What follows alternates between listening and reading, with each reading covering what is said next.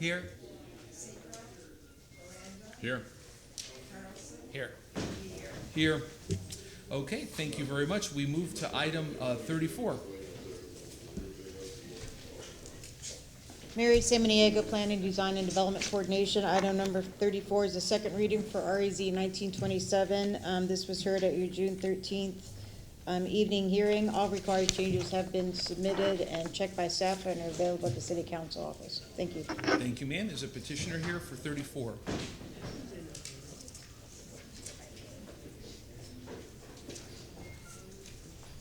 Hello, I'm Brandon Lancey, builder on the site. I would request for approval.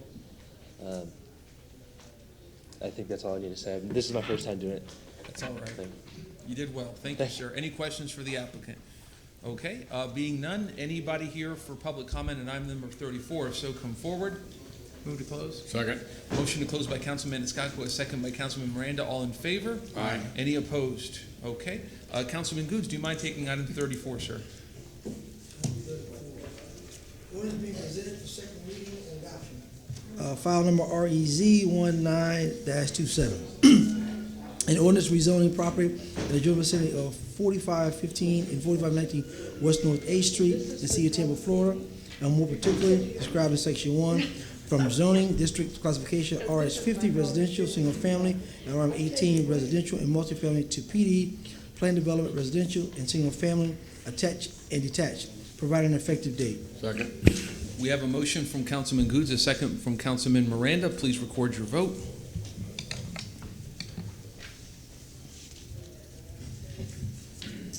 Motion carried with Cedro being yes. Thank you. We move to item 35. Mary Samaniego, Plan Development and Design Coordination. This is the second reading for REZ 1931. It was heard at your June 27th hearing, and it's a Euclidean, so there's no site plan. Thank you. Thank you, ma'am. Any questions? Oh, I'm sorry. Go ahead. Good afternoon, Steve McElhaney. I'm here on behalf of the petitioner.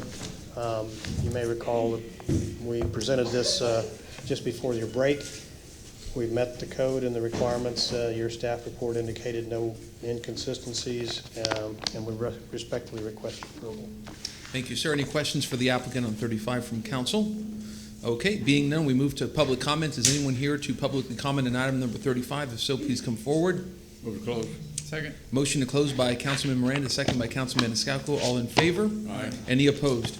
Councilman Maniscalco, do you mind taking item 35, sir? Yes, sir. I have an ordinance being presented for second reading and adoption, an ordinance rezoning property in the general vicinity of 522 Channel Drive in the city of Tampa, Florida, and more particularly described in section 1 from zoning district classification RS60 residential single family to RS50 residential single family, providing an effective date. Second. We have a motion from Councilman Maniscalco, a second from Councilman Miranda. Please record your vote.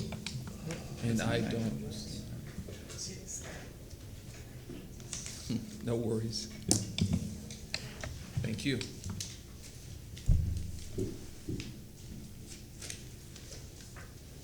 Motion carried with Cedro being yes.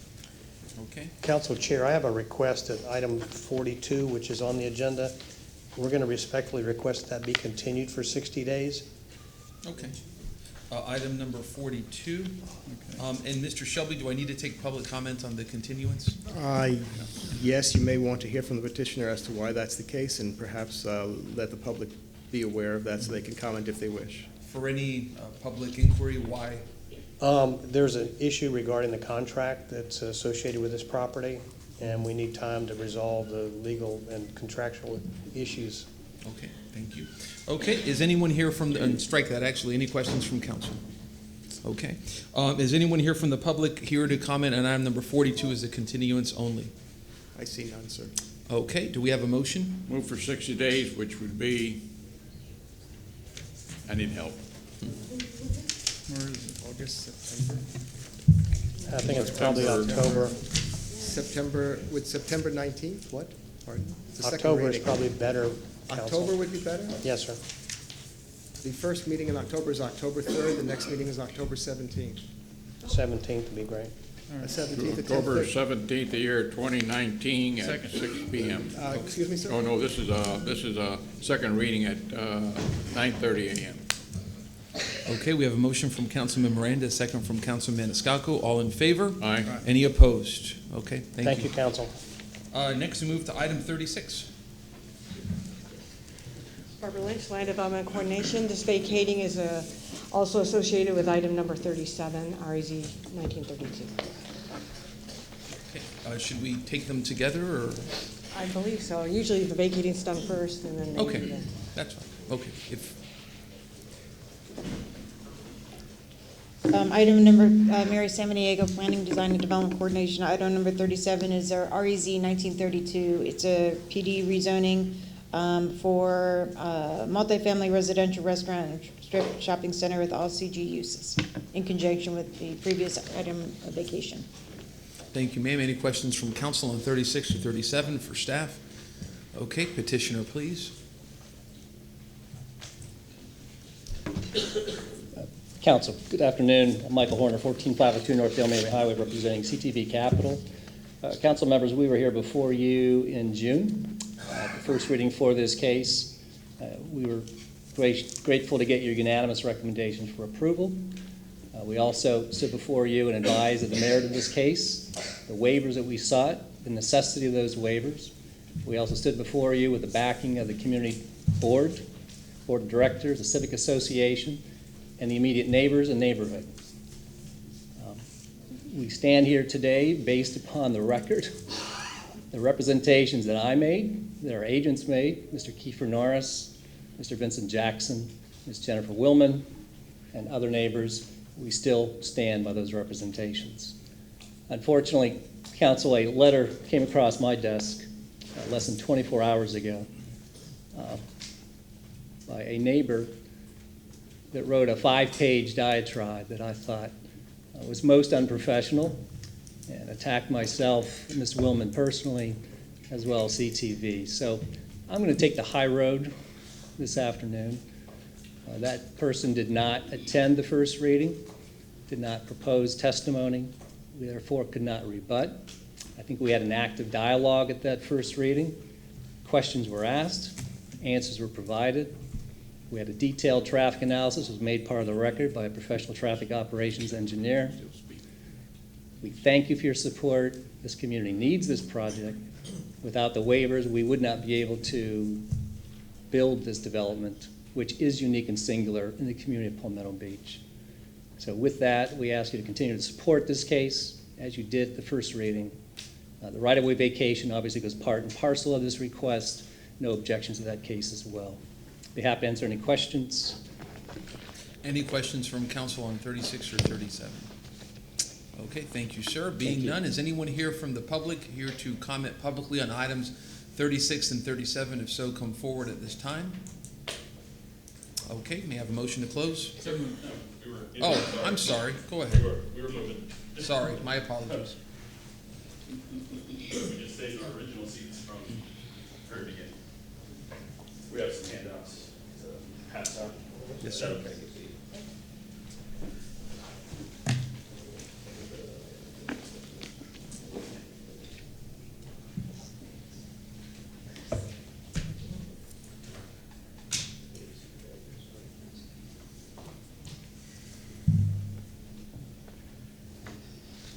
Hi, my name is Terry Reynolds, and I live at 2417 Stewart Street. I'm mainly here to, I'm very upset, very nervous, to speak about the misrepresentation of the association and our neighbors. I don't quite blame CTV. Back on June 13th, we weren't able to attend, so we met with Jennifer William, the association president. Also, on June 13th, John Hendon at Oakwood stated under oath that he has spoken up and down the street with the neighbors. That's totally false. My brother and I went up and down those streets, and we have signed documentation. These neighbors do not know what's going on with Stoney's. They don't know about the alley. They don't know about the association or the meetings. On June 13th, Jennifer stated regarding our May 21st meeting that the meeting was well attended and the plans were well received. The plans were not well received. There were several people there with concerns. We don't have minutes from that or the February 19th minutes because they haven't produced them. She stated, and this is what really upsets me, quote, "I actually met with Tom and Terry Reynolds, who have been people who met previously. I followed up with them to see if there were any outstanding concerns, and there were not. Absolutely false. We have met with her in the beginning. We first learned about it August 8th of last year, and I think we've been a thorn in CTV's side the whole time. That was our first invitation. We met here August 13th, 3 other family members and myself. My mother upset here in tears about CTV projects. We met September 27th, again with council. We met February 19th.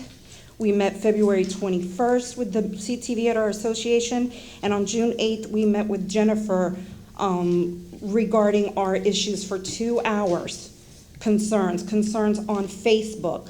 So for her to come up here under oath and say that there have been no concerns in this past 11 months just appalls me.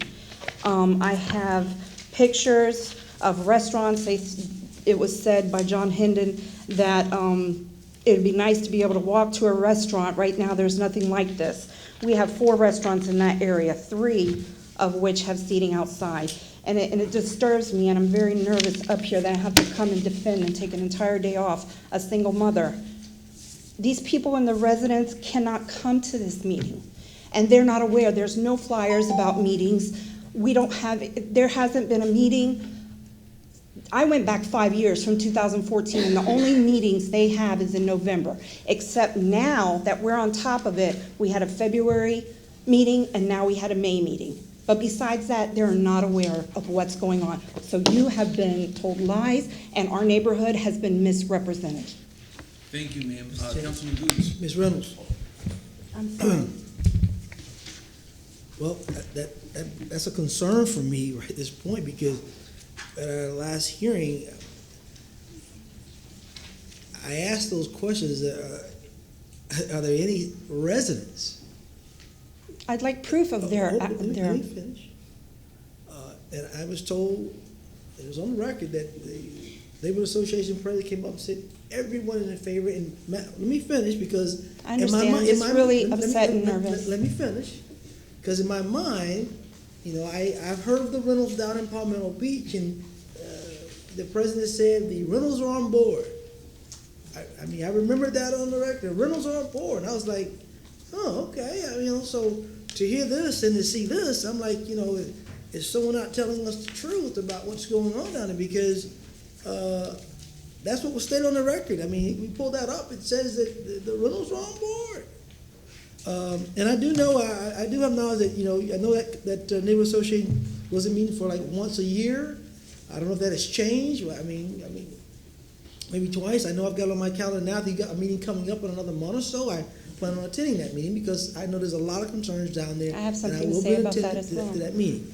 But I hear you, and again, I just want to state that, so you'll know, this council heard last time that the Palmetto Beach community and the rentals were all on board with this particular project. So I want to let you know that that's what I heard and it's what I assume, so you don't think this council just didn't hear what the community wanted to hear or say, but this is what some of the belief that we were hearing at that particular night, okay? Well, I also wanted to let them know about our residents, to let them know about the meeting coming up. And I wanted to put on a mail out, which I was told by the president that she spoke with them and it's probably not going to happen if I wanted to do a mail out.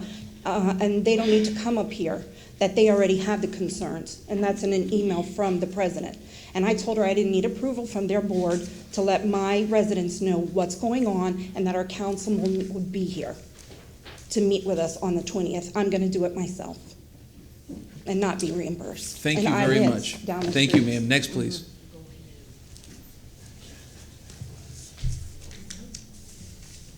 Can I test before my time starts the overhead? I've never used one before. Yeah, sure. Make sure I put it the right way. Is that the right way? Yep.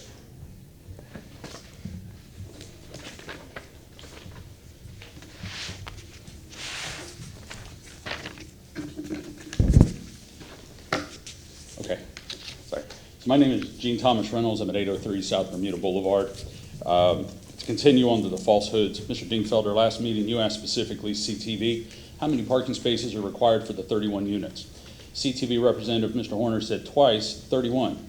Well, that's not necessarily true, and as noted here by the GEA site survey, there's 57 required. 3 additional must be handicapped by statute, so that leaves 2 parking spaces for everyone to use, including the workers that are going to be in these facilities. It's not enough. Mr. Horner then said, well, people are going to walk, bicycle, take shared rides. But where's the proof of that? I haven't found any artifacts on the city website, nor have we been provided any by the PVCA, which I'm a paying member of, to show that information. So how do I know that that's going to be the massive flow of traffic and not overflow into other roads? To go on a little bit further, which has already been stated and discussed in the prior conversation, our PVCA board member, president, has said that everyone's on board. Well, that's obviously not true. My sister and I did a survey, and we walked up and down Oakwood and Maple, talked to 14 of the 19 residents, residential homes, also did a 10% poll survey of our official Palmetto Beach Facebook page. Not 14 to 31 also responded from that. As you can see here, these are concerns. Green means yes. Green means yes, we have concerns, and those concerns are from damage to the infrastructure, noise pollution, overwhelmed with parking in front of their homes, which many said occurred when the Stoney's restaurant had a busy night, blocked their driveways, blocked their homes. But the biggest one is the additional flooding that's going to occur to an area that's already underwater. With the new zoning requirements of 6 feet, as tall as I am, all that water has to go somewhere. And CTV wants to use their deep pockets to buy out of the green zone requirements. That's going to not only add to the neighborhood, it's going to absorb that water. Where's that water going to go when it only has downhill to go to areas that already flood, which can be proven? With the transparency piece, once again, green is yes. You now see a flip side. How many people that did those 28 surveys, which have their names and signatures on them, agree that they know what's going on? Very few. No one spoke directly to CTV. No one spoke directly to our board. The only thing they know was emails that came out, hearsay from neighbors, and a certified letter that came out to them. This last page is to talk about additional concerns that were handwritten or electronically provided when the survey was done. There are real concerns about what's going on in this neighborhood, and it's not being presented by our board, and that's why we're here today. So I'm going to read this last piece, and I hope that these concerns and facts, and not the empty rhetoric with no artifacts to back it up, are taken into consideration today, especially when you hear the news stories that you've heard about from my sister and me. And if you're unable to vote no on the requested waivers, then we ask that you at least postpone your vote so we can get more information from real residents with real concerns in this neighborhood so you can hear the true voice of Palmetto Beach and not what some people only want you to hear. Thank you, Steve. Were you going to read something? Or? I just did. I just read my closing. I'm sorry. Okay, you didn't look like you were reading. Good for you. Oh, I'm sorry. Just making sure. Thank you, sir. Ma'am, go ahead. Hi, I'm Jennifer Willman. My address is 2426 Stewart Street in Tampa. President of the Palmetto Beach Community Association. When I was here at the June 13th hearing, my understanding was that there was no opposition to approving the rezoning. I had no evidence of the opposition specifically. I guess there was an email that's now in the record for this case that was sent to Councilman Goods from Tom Reynolds on June 13th, which I didn't have at the time. When we had talked previously, it was the generalities. There wasn't a clear message to me that there was opposition to the rezoning. I know there were concerns about, there was questions and discussions of the waivers being requested. No one objected specifically to the rezoning. We understand that there were things that were brought up about the waivers, which I included in my letter to City Council back before on June 12th. As I stated at the hearing, I did follow up with residents to understand if there were outstanding concerns beyond our meeting on May 21st, and if they wanted any additional meetings and with the applicant, and they did not. I would like to respond to some of the accusations in Tom Reynolds' letter regarding conflicts of interest. I have no personal interest in this or any other CTV project. My support of the project offers me no career incentives or financial gain. The fact that I'm a planning commissioner is irrelevant. And I stand by my statement that there are residents, in addition to the board of directors, who support the project. And residents did know about the June 13th hearing. And only one other resident besides me did provide public comment at the hearing. And, you know, he had said that this project will improve our lives and we need this type of project in Palmetto Beach. I agree with this, and I hope you still do.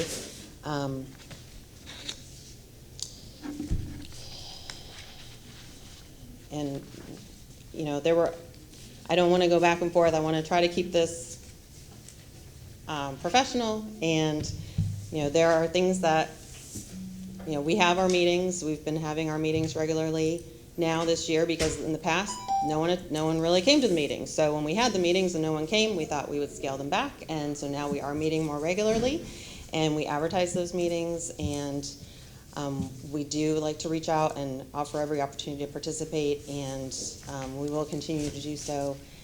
And with that, I will leave it there. Thank you. Thank you, ma'am. Next, please.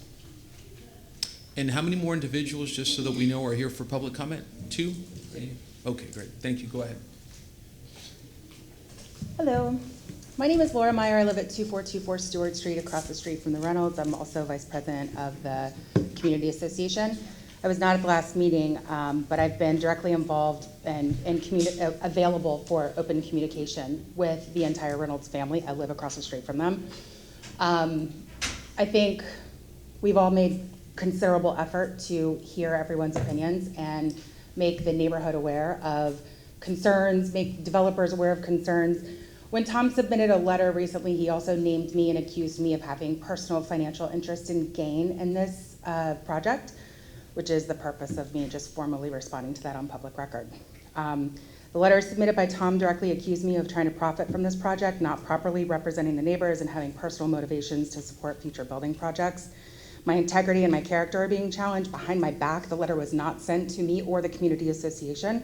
I feel it's wildly inappropriate, and I don't feel it's a better way to get everybody working cohesively, which is ultimately the goal of the Community Association. I've been serving on the Community Association board for 5 years. I did happen to sell land on behalf, I am a real estate agent. I did sell land on behalf of a new investor, and CTV happened to be the buyer. However, I've sold many other properties for other investors in Palmetto Beach, but that fact is not mentioned in the letter.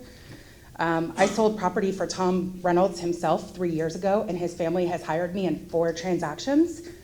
None of that was listed in the letter. In August of 2016, I was hired to sell Tom Reynolds' home in Wesley Chapel. I was hired by his mother, Marie Reynolds, and sold their vacant lot in Palmetto Beach. I was hired to rent the home Tom lives in now, but was unsuccessful in finding a tenant, and I listed another business of theirs on 22nd Street for their family, but it did not sell. It's an impossible double standard to overcome. Very frustrating. Why am I worthy of hire to the Reynolds family but not to other investors who happen to have property that CTV may be interested in? I have never represented CTV and I do not work for them, ever, and have not, and that's public record and it can be verified. If I am in fact self-serving, why did they hire me 4 times? Why do I get scrutinized for wanting to profit from buying and selling real estate and on behalf of my own family, but they don't? It's a double standard. My brother, my 2 nieces, my nephew, my sister-in-law, we all live in the neighborhood and have for over 10 years. My mother owns 3 properties, my dad owns 12, I own 1, my brother owns 5, all in Palmetto Beach. If we decide to build and it best suits us, or if we decide to sell to a developer, does that suddenly make me unsuitable to serve the neighborhood on the Neighborhood Association board? I don't think so. It is very clear that when it suits the Reynolds family that I have integrity and it's business as usual when they need something. When I serve other buyers and sellers and it does not meet the standards of the Reynolds family, then I'm self-serving and trying to profit at the general expense of the public. Thank you very much, ma'am. Thank you, ma'am. Next, please. I would like to say one last thing. Give you 15 seconds. Okay. I actually respect and agree with a lot of the concerns that the Reynolds family has. I would like to work cohesively with them, and I feel that their approach is divisive in the neighborhood, and I feel their efforts with their surveys and et cetera is all separate from the association. There's nobody turning or closing our doors to them. Thank you very much, ma'am. Thank you. And I Next. support the project. Thank you, ma'am. Next, please. Hello, my name is Katie Falcon. I live at 2418 Thrace Street. I also serve on the board of the Palmetto Beach Community Association. I was in attendance at some of the meetings to approve this project. My support of the project remains the same, as does many of my neighbors. As you know, as you're all elected officials, it is very difficult to get unanimous decisions on anything. We all serve what's best for our communities. We hear the concerns of our neighbors, and we try to address them all while being fair to everyone. While there are some families who are in opposition of the project, there are also many neighbors in support of the project. It will bring much needed revitalization to Palmetto Beach, and we are excited, and that's all. Thank you, ma'am. Anyone else here for public comment on items 36 or 37? Okay, rebuttal? Oh, I'm sorry. Oh, yeah, no, go ahead. Rebuttal. Thank you, Mr. Chairman. Council, I moved to Florida 40 years ago this week from Erie, Pennsylvania, to become a community planner at the City County Planning Commission. That was 1979. I became and opened up my consulting business in 1984. I have been through my share of contentious public hearings, I can assure you. I have always reached out to homeowners, residences, HOAs, because I think without that dialogue, this is what happens. We sent out notices for both the right-of-way vacation as well as the PD rezoning on numerous occasions, as well as the sign postings beyond the Palmetto Beach board reach out. This has been advertised. We have done this process for 6 months, almost a year, but actively with plan review, 6 months. I never received one call, one email, one fax. Mr. Reynolds could have reached out at any time and said, we still have issues on this case. I would like to sit down with your executive team and your design team and go through every one of them point by point. That's the only way it works. You don't create and produce an incendiary letter that produces anxiety, conflict, and anger. Palmetto Beach is an inclusive community. It is my pleasure to represent CTV because they have been inclusive. You saw that on the CPA, most of you, in the 5 acres catty corner, and I think you saw that June 13th. We worked hard to reach out, and on that public hearing, the Reynolds had every right to stand up and oppose, and we welcome that. But we could have resolved or at least discussed all these issues and been fair, been responsive, and been civil. This is not how I like to see a public hearing conducted. We did not preclude anyone. We tried to reach out and get as many comments as possible. They chose not to attend that first reading, and they chose not to contact us directly so that we could have more responsive discussions and reviews of the site plan being proposed. I think Kiefer Norris wants to make a closing statement. Thank you.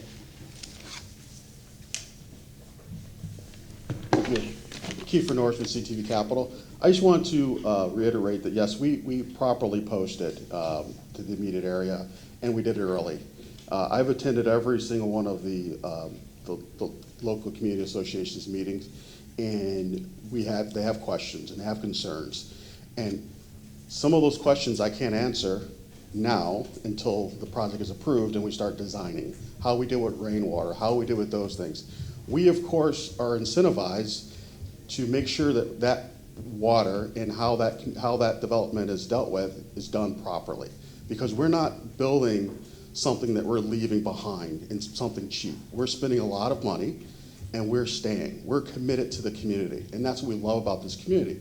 We've decided that this hidden gem needs to be revitalized, and we're designing a product that we think benefits the entire community and people from the outside, and that it takes the city council, it takes some working to allow waivers and those type of things to have a creative product like this happen in this sleepy little community that's been neglected.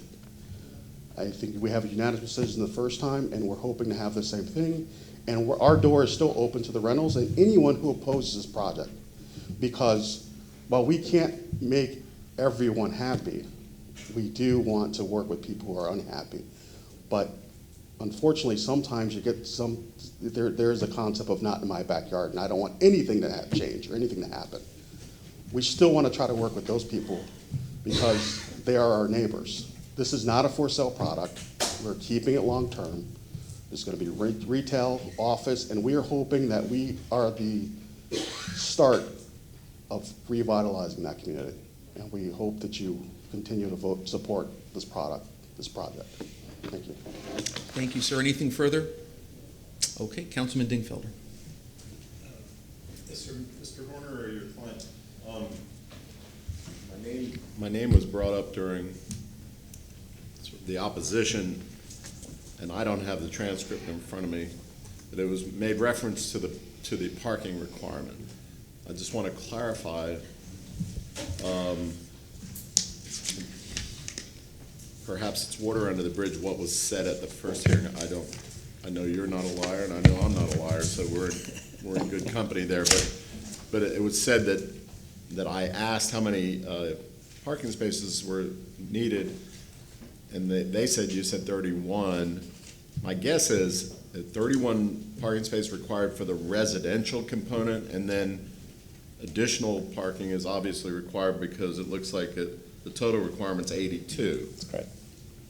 So you have a recollection on that from the first hearing? Mr. Dingfelder, I don't have the transcript in front of me, but I think your recollection is accurate. You posed the question on how that parking would be assigned, and whether or not there would be assigned parking, and my response was there would be one permanent space assigned to each of those 31 units.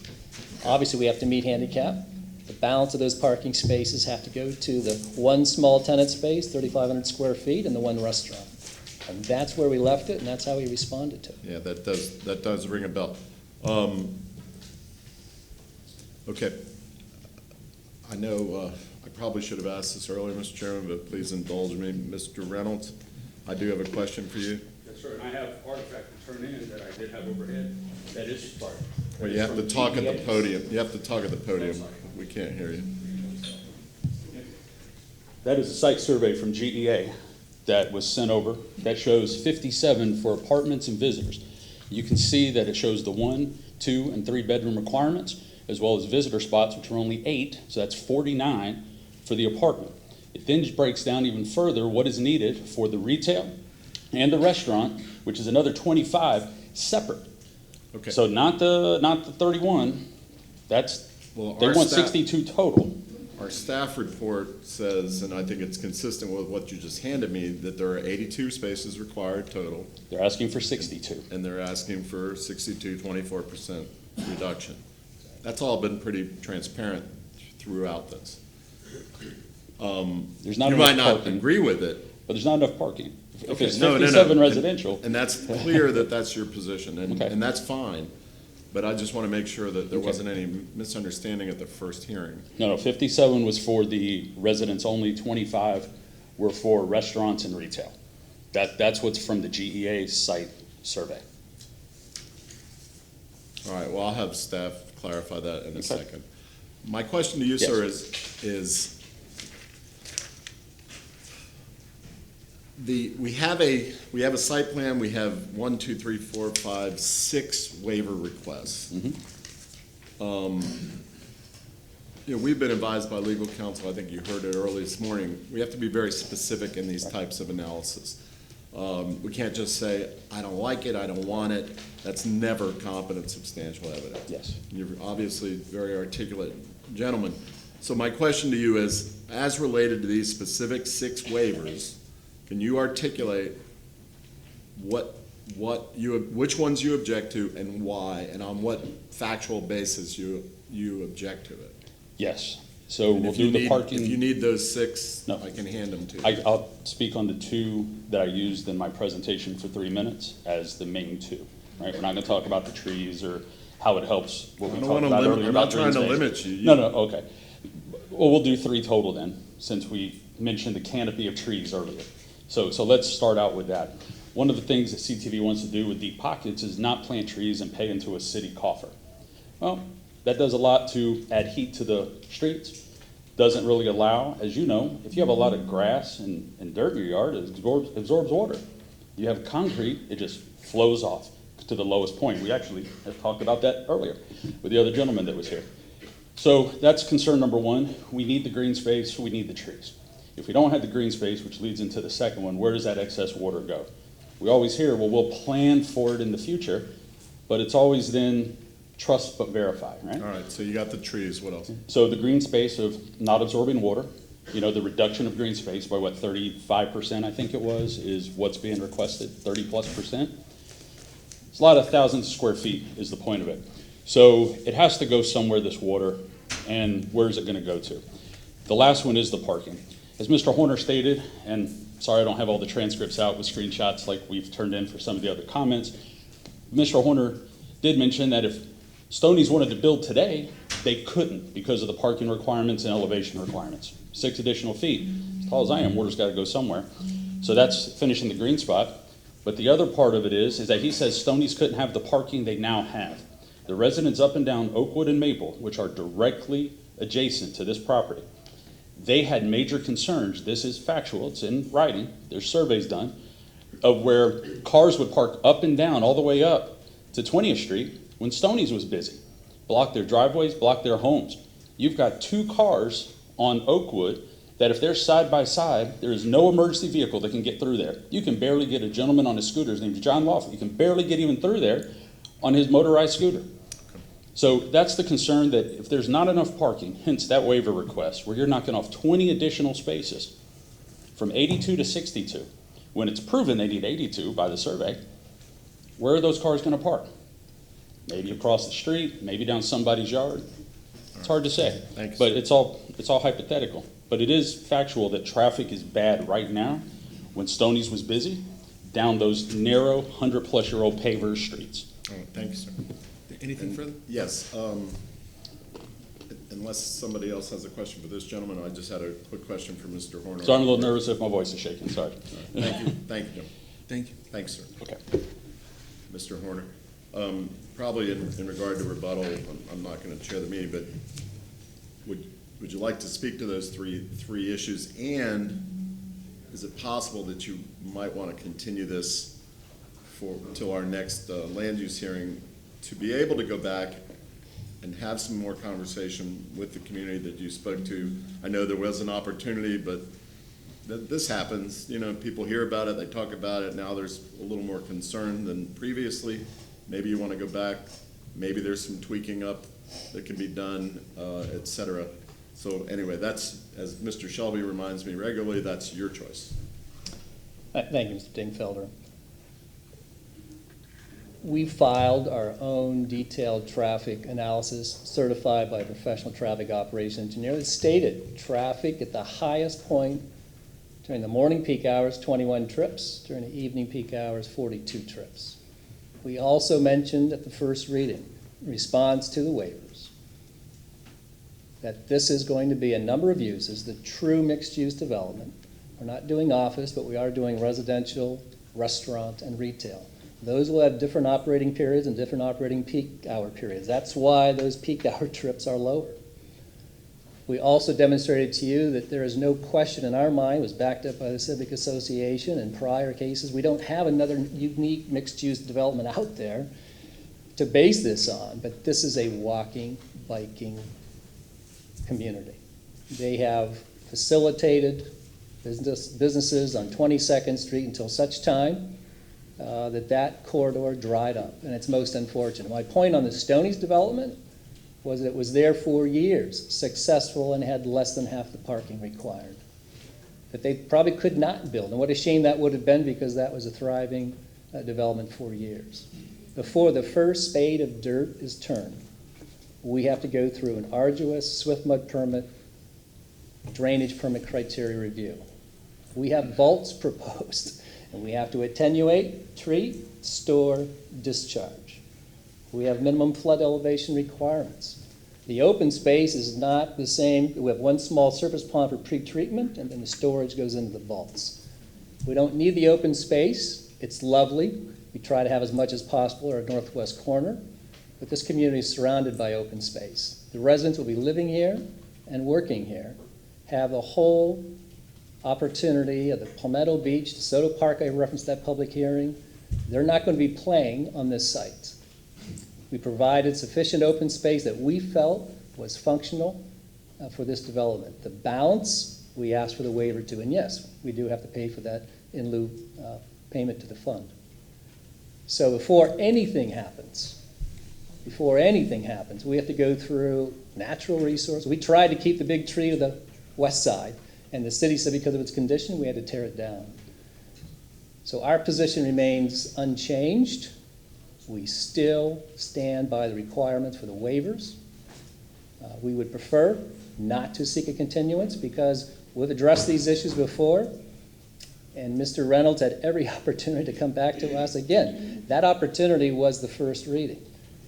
I'll defer to you if that's something that council feels is absolutely necessary, but we've gone through 7.5, 8 months in this process.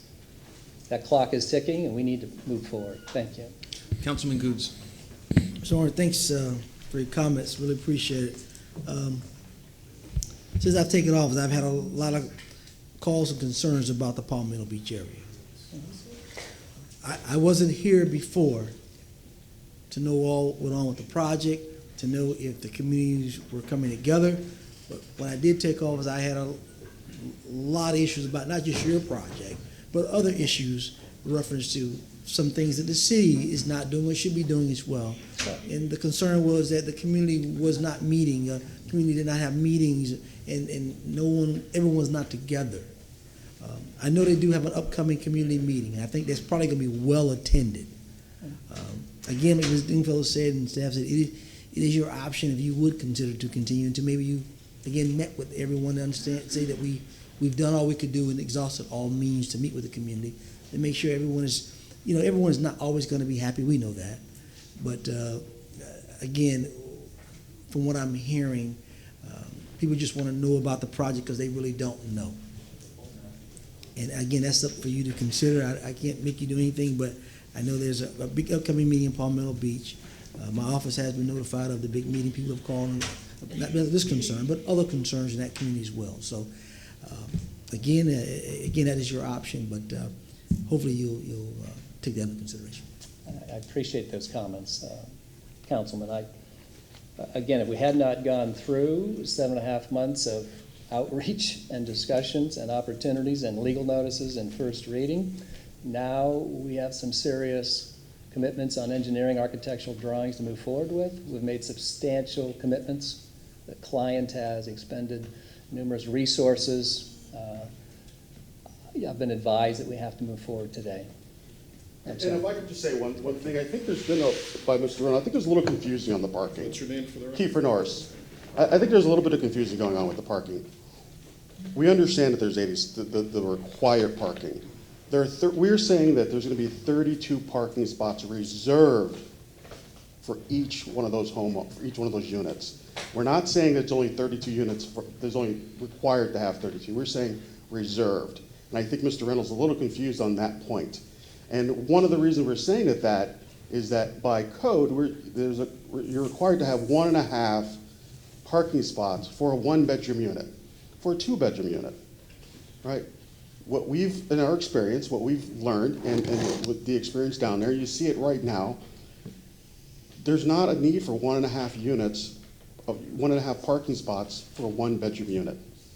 It just doesn't happen. People in these communities are scootering, are driving their bikes, it's a walk, live. The world has changed. That code hasn't changed, but that's why you'll have these waivers, is to allow us to do these parking reductions to live with that. Additionally, the people that live there that will be using their vehicle will be leaving, and then we can use the open parking spaces for the commercial. That's mostly going to be daytime. That's going to be for the neighborhood.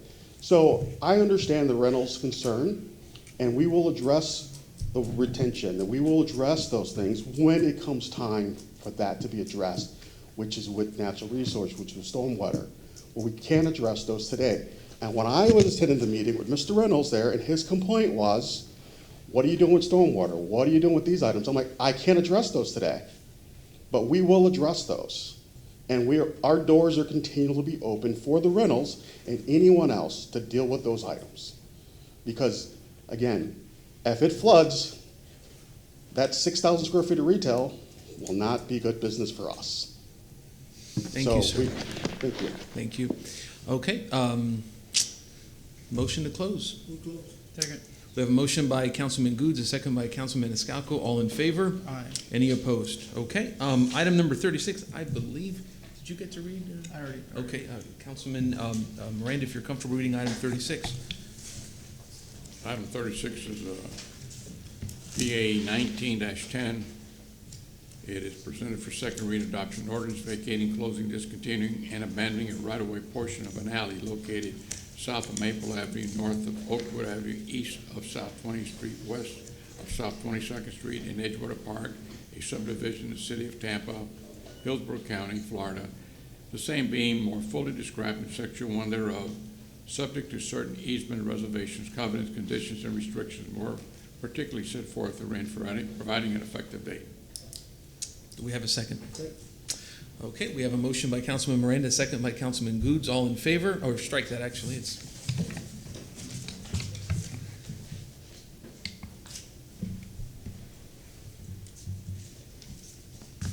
Motion carried with Dingfelder voting no and Seeger being yes. Thank you, ma'am. And Councilman Carlson, are you comfortable taking item 37, sir? File number REZ, move to pass file number REZ 1932, an ordinance rezoning property in the general vicinity of 2015 and 2017 Maple Avenue, 1305 South 22nd Street, and 2020 Oakwood Avenue in the city of Tampa, Florida, and more particularly described in section 1 from zoning district classification RM16 residential multifamily and CG commercial general to PD plan development residential multifamily restaurant and strip shopping center. You guys hear that? Strip shopping center with all CG uses and providing an effective date. And Mr. Chairman, Mr. Carlson, that's a motion to adopt, is that correct? Yes. Thank you. We have a motion by Councilman Carlson, a second by Councilman Escalco. Please record your vote.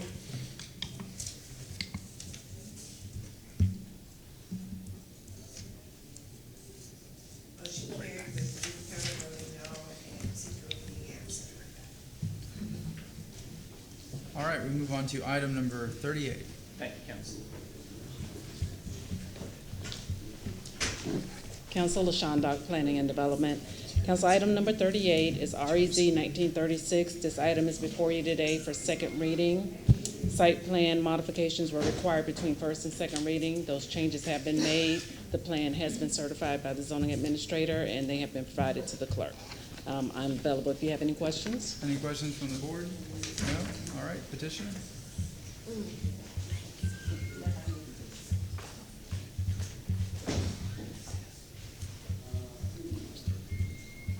Good afternoon. I'm Gabriela Munoz. I'm the applicant, the owner of the property. As Ms. Dock indicated, we provided all the documentation that was requested, any revisions that were made, so I would respectfully request that you approve my rezoning application. Thank All right. you. Any questions from the board? No? Anybody from the public wish to speak? Seeing none, can I get a motion to close? So moved. All right, we have a motion from Councilman Goods with a second from Councilman Miranda. All in favor? Aye. All right, who read last? Councilman Dingfelder. Okay, item 38. I'll move an ordinance rezoning property in the general vicinity of 308 North Howard Avenue in the city of Tampa, Florida. In section 1, rezoning district classification CG Commercial General to PD Plan Development Business Professional Office. Provide an effective date. Ms. Schoen? Is that a motion to adopt? Motion to adopt second reading. Thank you. And I'll just add to that my motion is based upon the factual evidence that we heard at first reading, as well as staff report and recommendations from staff, and the plan that's been submitted us that I believe is consistent with the code, period. All right, we have a motion from Councilman Dingfelder. Do we have a second? Second. We have a second from Councilman Goods. Please record your vote.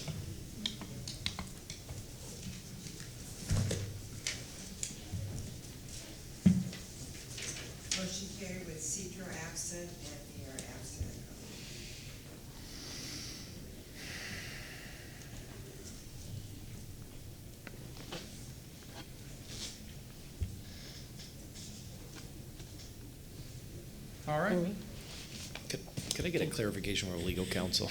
Are we required, because the law changed in between first and second reading, are we required to go back through and provide all the rationale for a second reading, or are we just okay with whatever we said in the first? Because the law changed between first and second reading, it would be beneficial to include findings in the second reading. Typically, on a going forward basis, you'll make those findings at the first reading and you won't need to repeat them at the second reading. All right, sounds good. We'll go to item 40. LaShawn Dock, Planning and Development. Council, item 39 is REZ 1937. Oh, I'm sorry, 39, it says 40 on the screen, I'm sorry. 39. It's REZ 1937, and this item is before you today for second reading. Site plan modifications were required between first and second reading. Those changes have been made. The plans have been certified by the zoning administrator and provided to the clerk. I'm available if you have any questions. Any questions from the board? No? All right, petitioner? Petition for item 39.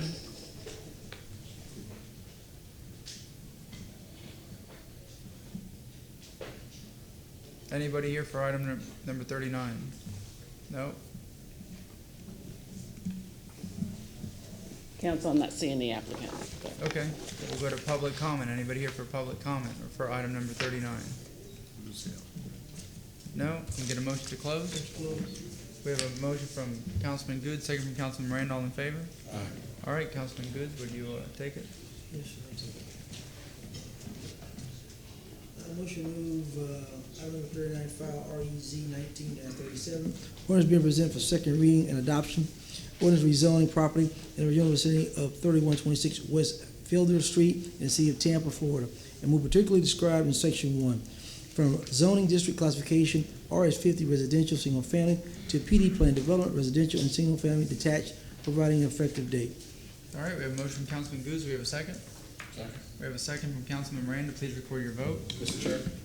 Councilman Dingfelder. Right, I'll just add some friendly language to the motion, if that's appropriate, based upon the little handout, that I do believe the petitioner has met its burden of proof to provide competent substantial evidence that the development as conditioned and shown on the site plan is consistent with the comprehensive plan and the city code, and specifically making findings as referring to the staff report provided, that we believe it's compatible with the surrounding area and allows integration of different land uses as appropriate and called for in the code. Okay, is that all right with? Sure, sure. All right. Thank you, sir. Please record your vote.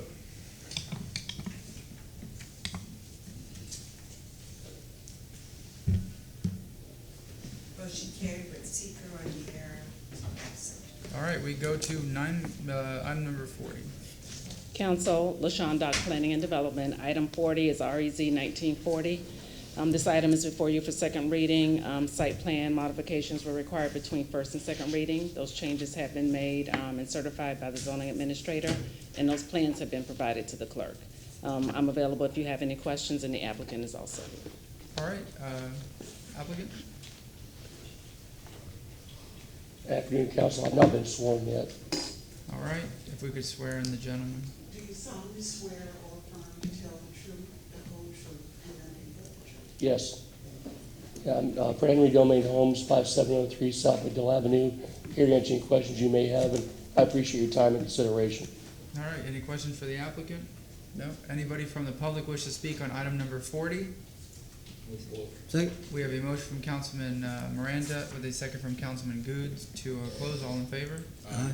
All right, Councilman Miranda, if you could please take number 40. Mr. Chairman, move file number 40, REZ 19-40. Ordinance being presented for second reading and adoption. Ordinance rezoning property general vicinity of 2904 North Ola Avenue, City of Tampa, Florida, more particularly described section 1 from zoning district classification RS50 residential single family to PD plan development residential single family, providing an effective date. We have a motion from Councilman Miranda. Do we have a second? Second. It meets all the qualifications, including the blessings from everyone. All right, we have a motion from Councilman Miranda, a second from Councilman Goods. Please record your vote.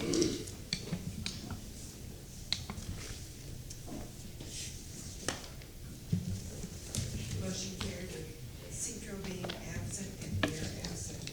All right, we will go to item number 41.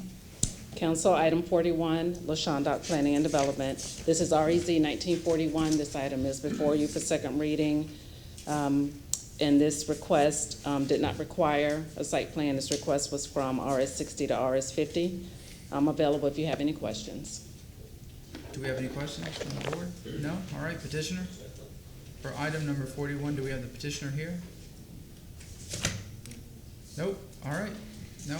Anybody in the public wish to speak on item number 41? Move to close. Second. Motion to close from Councilman Moreno with a second from Councilman Goods. All in favor? Aye. All right, Councilman Carlson, if you could take number 41. Motion to, what did you say, Martin? Motion to. Wait, what's underlined in parentheses there, basically? The ordinance being presented? Ordinance being presented for file number REZ 1941. Ordinance being presented for second reading and adoption, an ordinance rezoning property in the general vicinity of 5818 South 6th Street in the city of Tampa, Florida, and more particularly described in section 1 from zoning district classification RS 60 residential single family to RS 50 residential single family, providing an effective date. All right, do we have a second? Second. Second from Councilman Miranda. All in favor, please, please record your vote.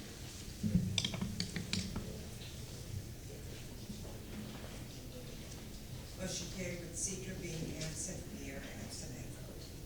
All right, item 42, we've already continued to a later date. We'll go to our 10:30 public hearings.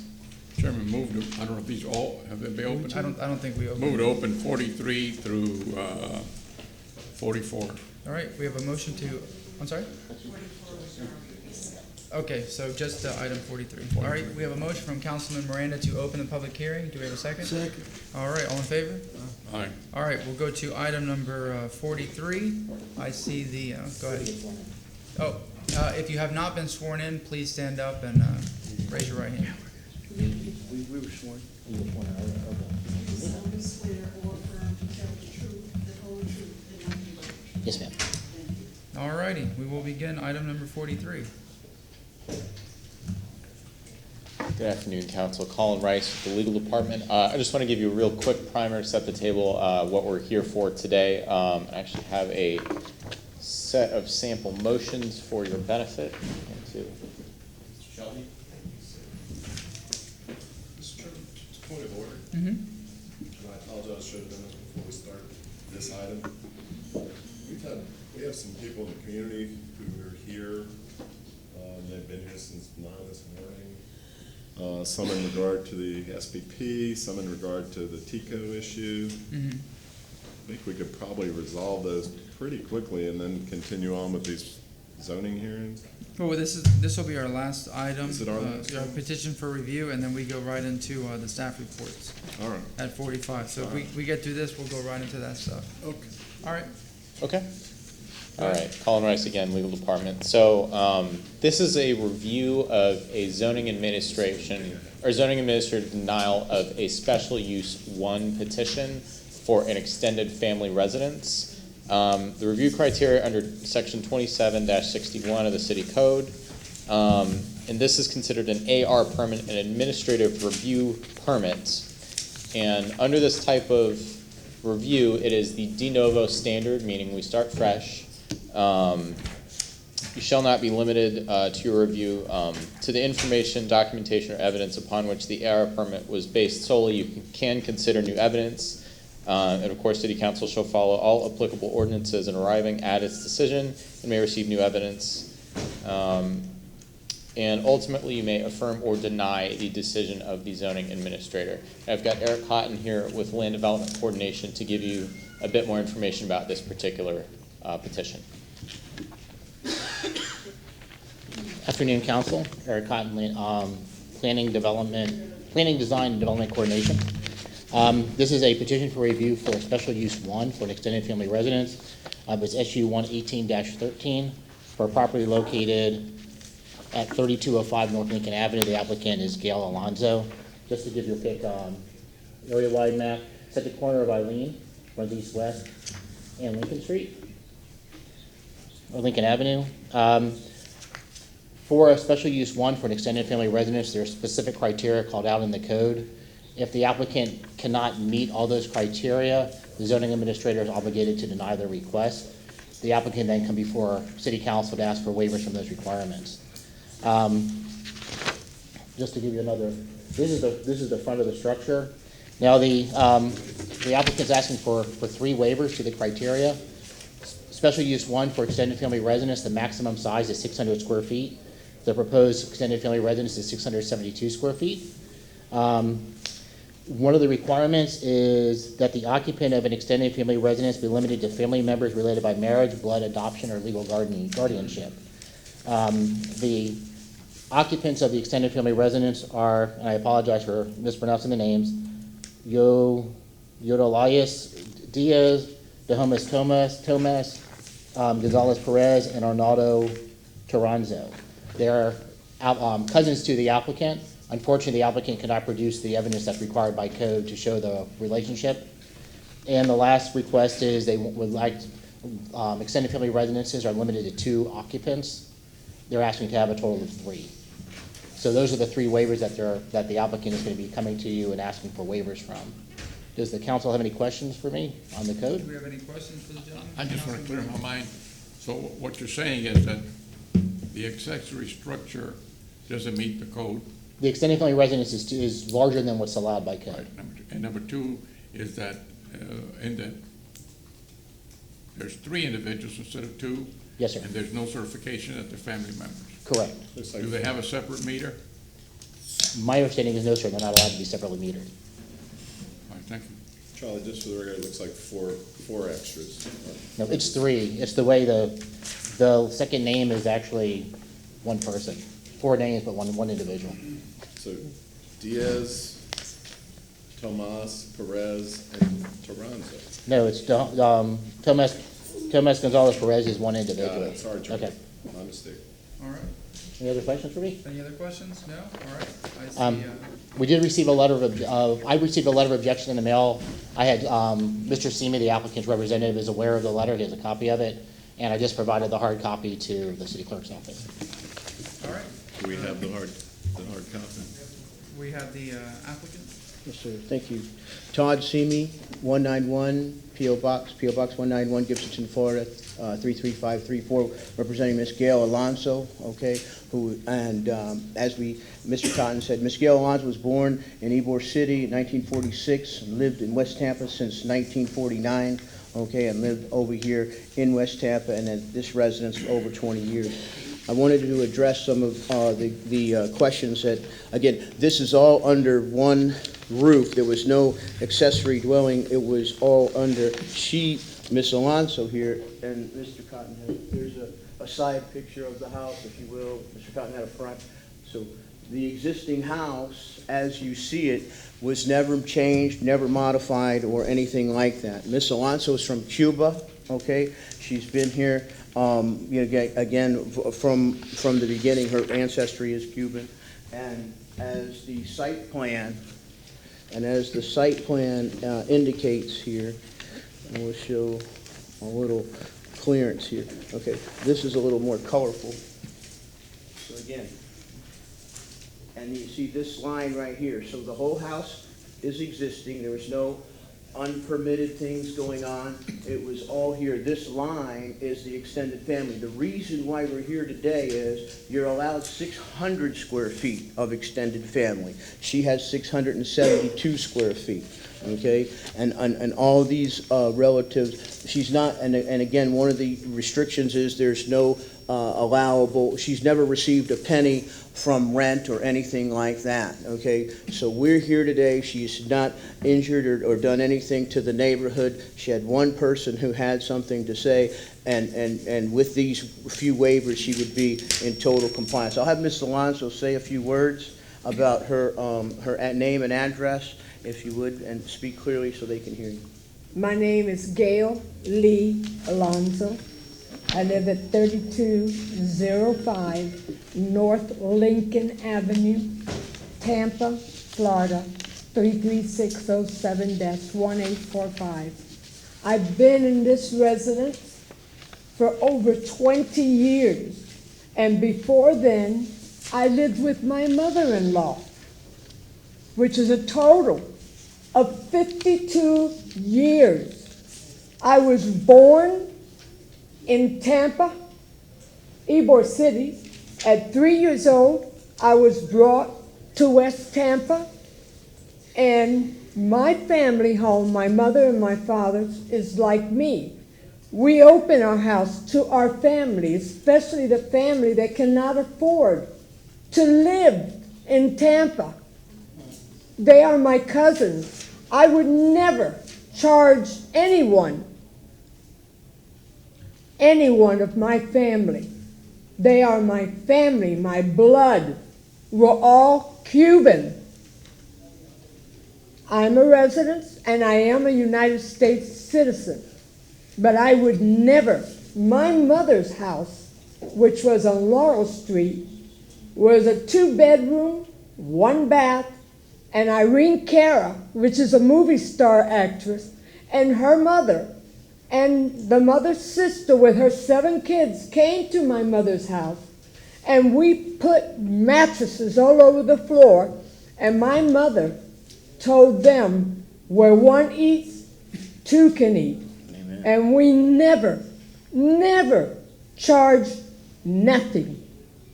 I paid the lights, I paid the water, I paid the taxes, I paid the insurance, I paid for cutting the grass.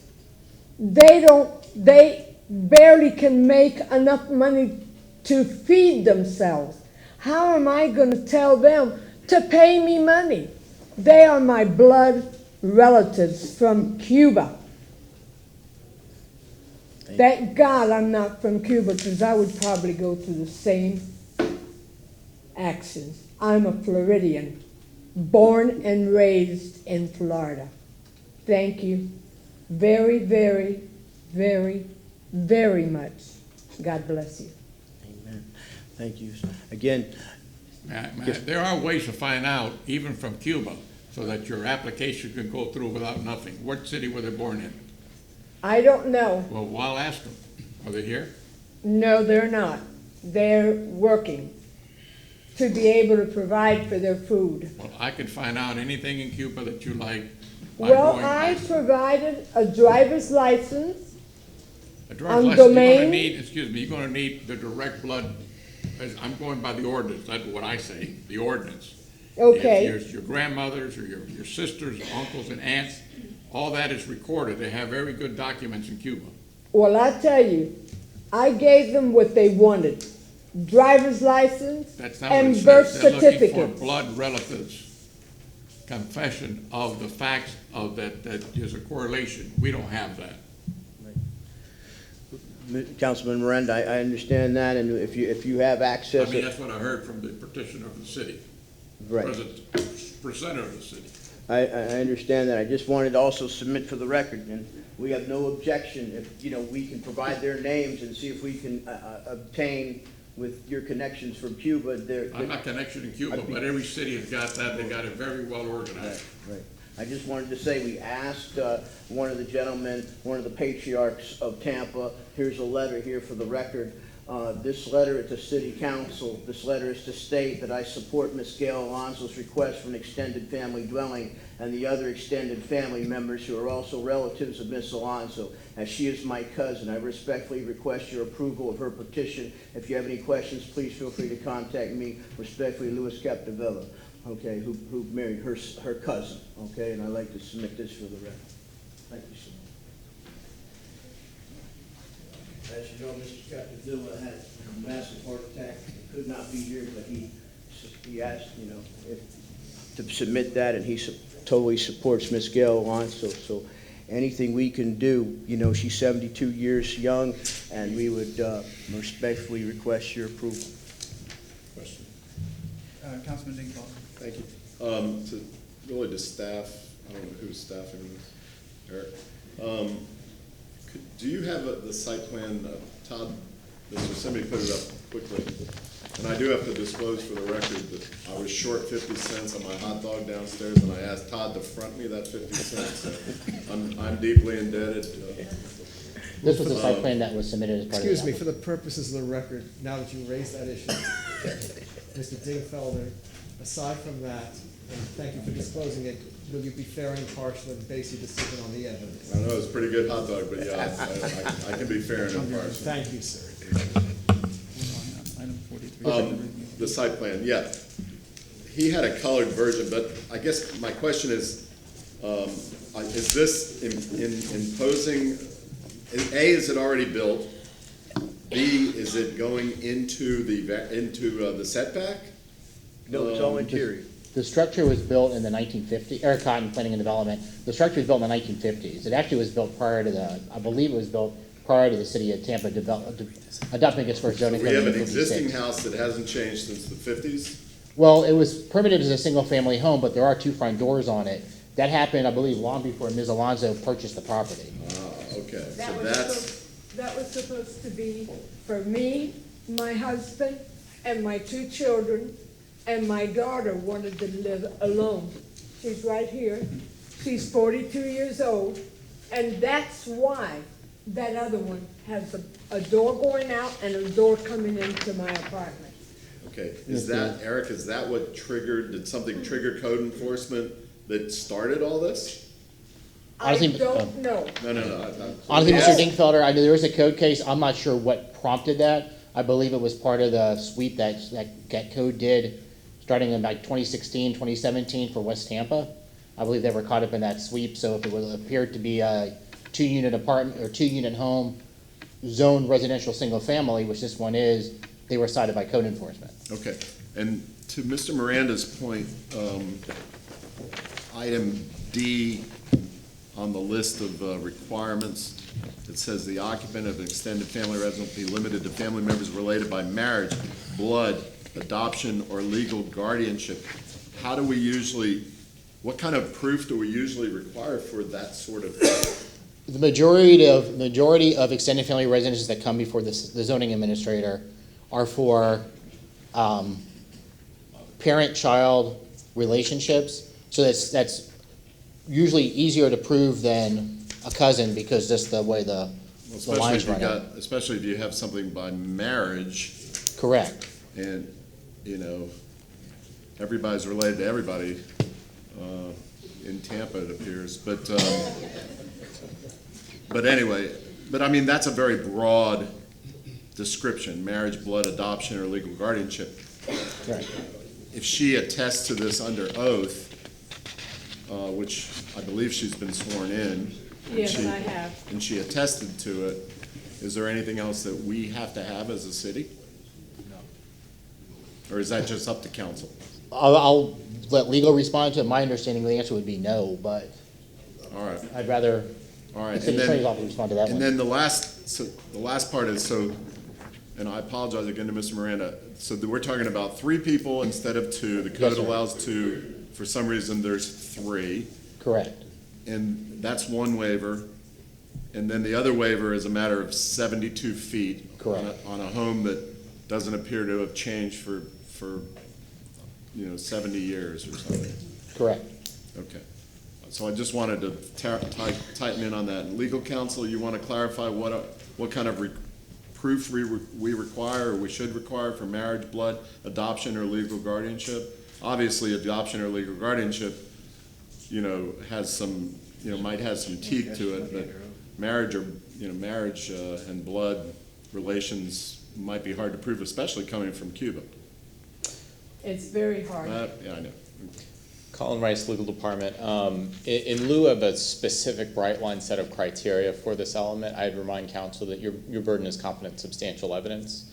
So if in the aggregate, with respect to the family relationship issue, if you feel there has been competent substantial evidence presented to support that these family members qualify, that's your burden. Okay, thank you. I do have one other point to just clarify. I don't want to be remiss in reminding you all that the staff report does specifically spell out all of the 27-132 extended family residence regulations. You should all have that, but I just want to make sure that A through H are all available for your review. In addition to the general standards 27-129, all of that is in your staff report for your reference as well. And that's what I was reading from, just for the record, is Yes. 27-132, A through H. But the reason I picked out those 3 because they're in red, and it appears that those were the ones that staff pointed out to us, A, D, and E. Correct. The original zoning administrator decision, this kind of breaks down the rationale behind that initial denial. Thank you. Councilman Moran. May I ask another question? I'm not against approving this if everything was all right. Has the city had the opportunity to inspect the house inside?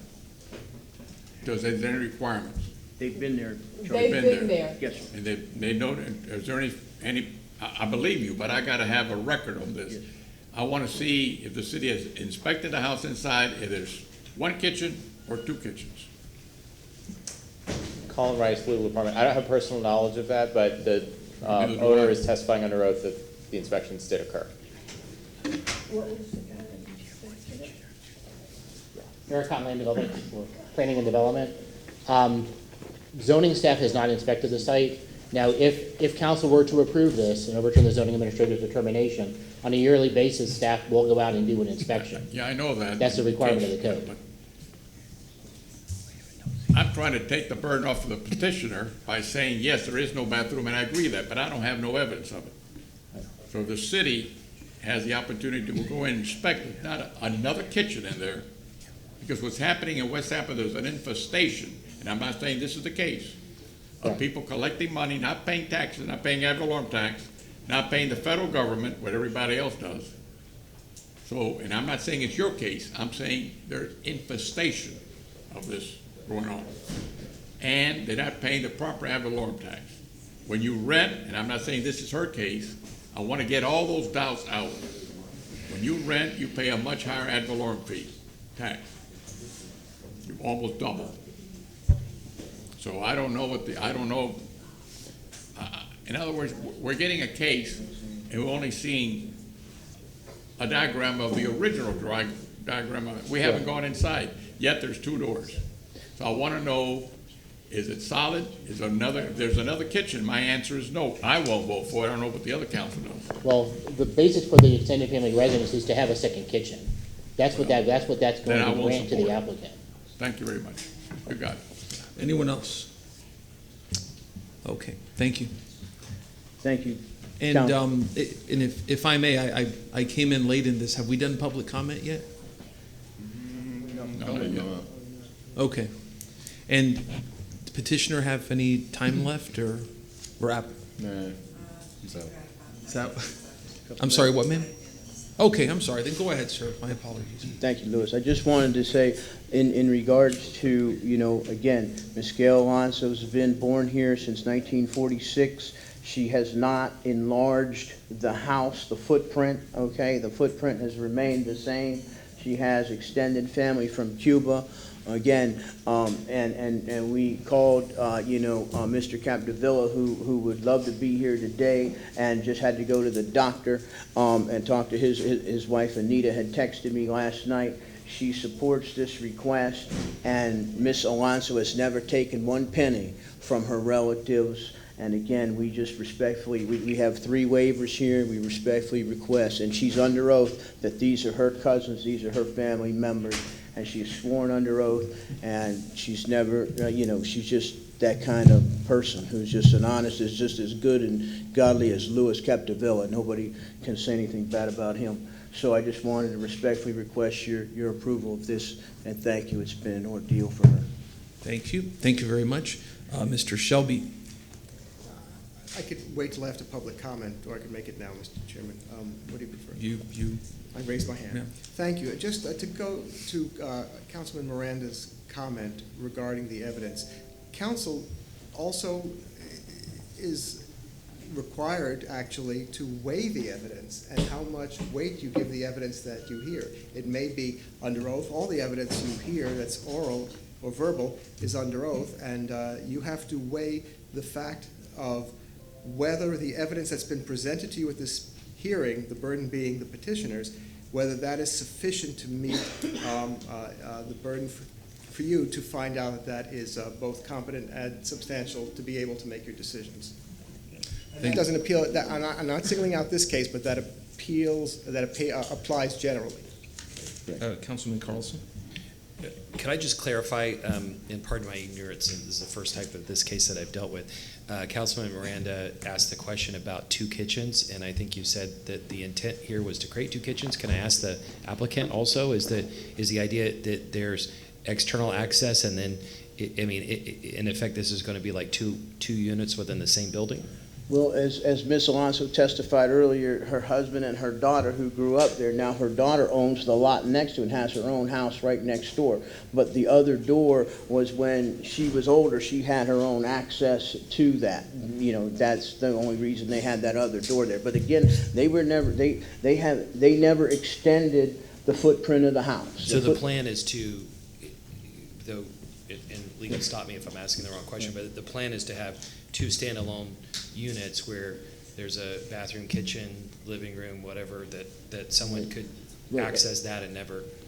Yes, sir. As you look at this is the whole footprint of the house here, and we have a line plus or minus a foot here, and then this is the extended family over here. And Miss Alonso, who is older and her husband has passed, lives in this front half, okay? And the extended family lives back here. Again, she's never received a penny. Yes, sir.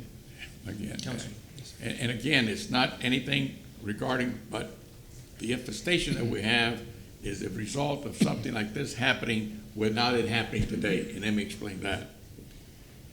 If you have 2 entrances and you have 2 kitchens, and I die and I own that property, now Miss Alonso, I die and I own that property, what do you think my heirs are going to do? They're going to sell it. So don't you think that's going to be a rental property with 2 entrances and 2 kitchens? I'm not saying about this case. What happens to that house if it's done the way it's done? Up to now, they're living there with 1 kitchen. Right. All of a sudden, this is coming out, now they want 2 kitchens. Why? Right. But Mr. Miranda, if we need to remove a door and have 1 entrance, you know, then we're fine with that. I'm just saying that I don't want you to remove the doors. I don't want you to have a second kitchen. That's just me. I don't care what the council does. Right. And we have no objection to that. Thank you very much. Okay. Next, we move for public comment. If anyone is here to comment on item number 43, please come forward at this time. Okay. Motion to close. So moved. Second. Motion by Councilman Escaco, a second by Councilman Goods. All in favor? Any opposed? What's the pleasure of council on item number 43? Councilman Dingfelder. Thank you. Well, just as a precursor to my motion, if we look at the highlighted items, the 27-132 A, D, and E, which I believe is really the crux of what we're looking to waive, are those 3 items. We're talking about additional 72 square feet that's been part of that house for a very, very long time, decades, pursuant to testimony. Item D acknowledges very honestly that the 3 members of her family, extended family, that she's asking to live there. And frankly, she didn't have to be so honest. She could have just listed 2 of them because that's what the code says, but she was very honest and she listed 3. So I don't know that we should be penalizing her for that. And then finally, what was the other one? Is it just those 2? Yeah, and then E speaks to the fact that it's 3 residents, not 2. So it's effectively and then the type of relationship, whether or not they're by marriage or blood or adoption or legal guardianship. Again, we've asked legal counsel what's required. They said we have to make that determination ourselves based upon the fact of what we've heard. We've heard uncontroverted sworn testimony from Ms. Alonso that these are her cousins. And so based upon that, I'll move to respectfully reverse the zoning administrator's denial of special use permit application SU 1-18-33 because petitioner has demonstrated that the petition, if the 3 waivers are granted, is consistent with the applicable general standards set forth in 27-129, as well as section 2761B and 27127B2. Second. We have a motion by, in any discussion? And one other thing, Mr. Chair. And I am very persuaded by the fact that our staff procedure is an inspection every year to make sure, that's just my feeling, Charles, that to make sure that they go back once a year, they make sure the conditions haven't changed, that all of a sudden there's not, 10 cousins there, that those are the three, I guess those are the three that are allowed, or no more than the three, and they haven't added on, et cetera, et cetera. So that's also persuasive to me. Councilman Miranda. It's my understanding, Mr. Chairman, that what the inspection is, as far as I know, maybe it's changed, that they verify the photocopy of the picture that they have with the individual they witnessed when they go re-inspect. They do not inspect the house. That's what I understand. I'm not sure, maybe you can ask that. Maybe you can correct me if I'm wrong. Do you want to reopen? Yeah, you know what, let's go ahead and reopen. May I have, and thank you for that, Councilman Dingfelder. Second. We have a motion by Councilman Dingfelder, second by Councilman Escalco. All in favor? Aye. Opposed? Okay, go ahead, sir. Aircon Planning and Development. When we do the re-inspection, when we do the annual inspections, we have to go on into the property.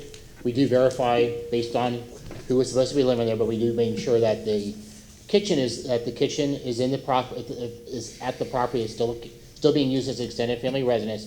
For some reason, we go there and it's no longer being utilized for that purpose. Our code does require them to come in, pull a permit, remove the kitchen, the 220 outlets, and to open in, to seal off that door and open up the wall, the interior walls. So there's no way of verifying the relatives here. We don't even know their names. Just on the do we? evidence that was submitted is, they show us an ID that shows those individuals' We names. don't know the address, we don't know where they live in Cuba, we don't know any of that, do we? No, sir. I see, and this is the fact then. Thank you very much. Okay, any further questions? Okay, may I have a motion to close? So moved. A motion to close by Councilman Escalco, a second by Councilman Goods. All in favor? Aye. Any opposed? Okay, and I guess Councilman Dingfelder, if you want to remake your motion, I mean, you can reincorporate it. I wouldn't strike that. You know what? Previously. Yeah. My motion stands. Thank you. Thank you. That's good. We have a motion by Councilman Dingfelder, a second by Councilman Maniscalco. All in favor? Aye. Any opposed? Aye. Nay. Roll call. Motion carried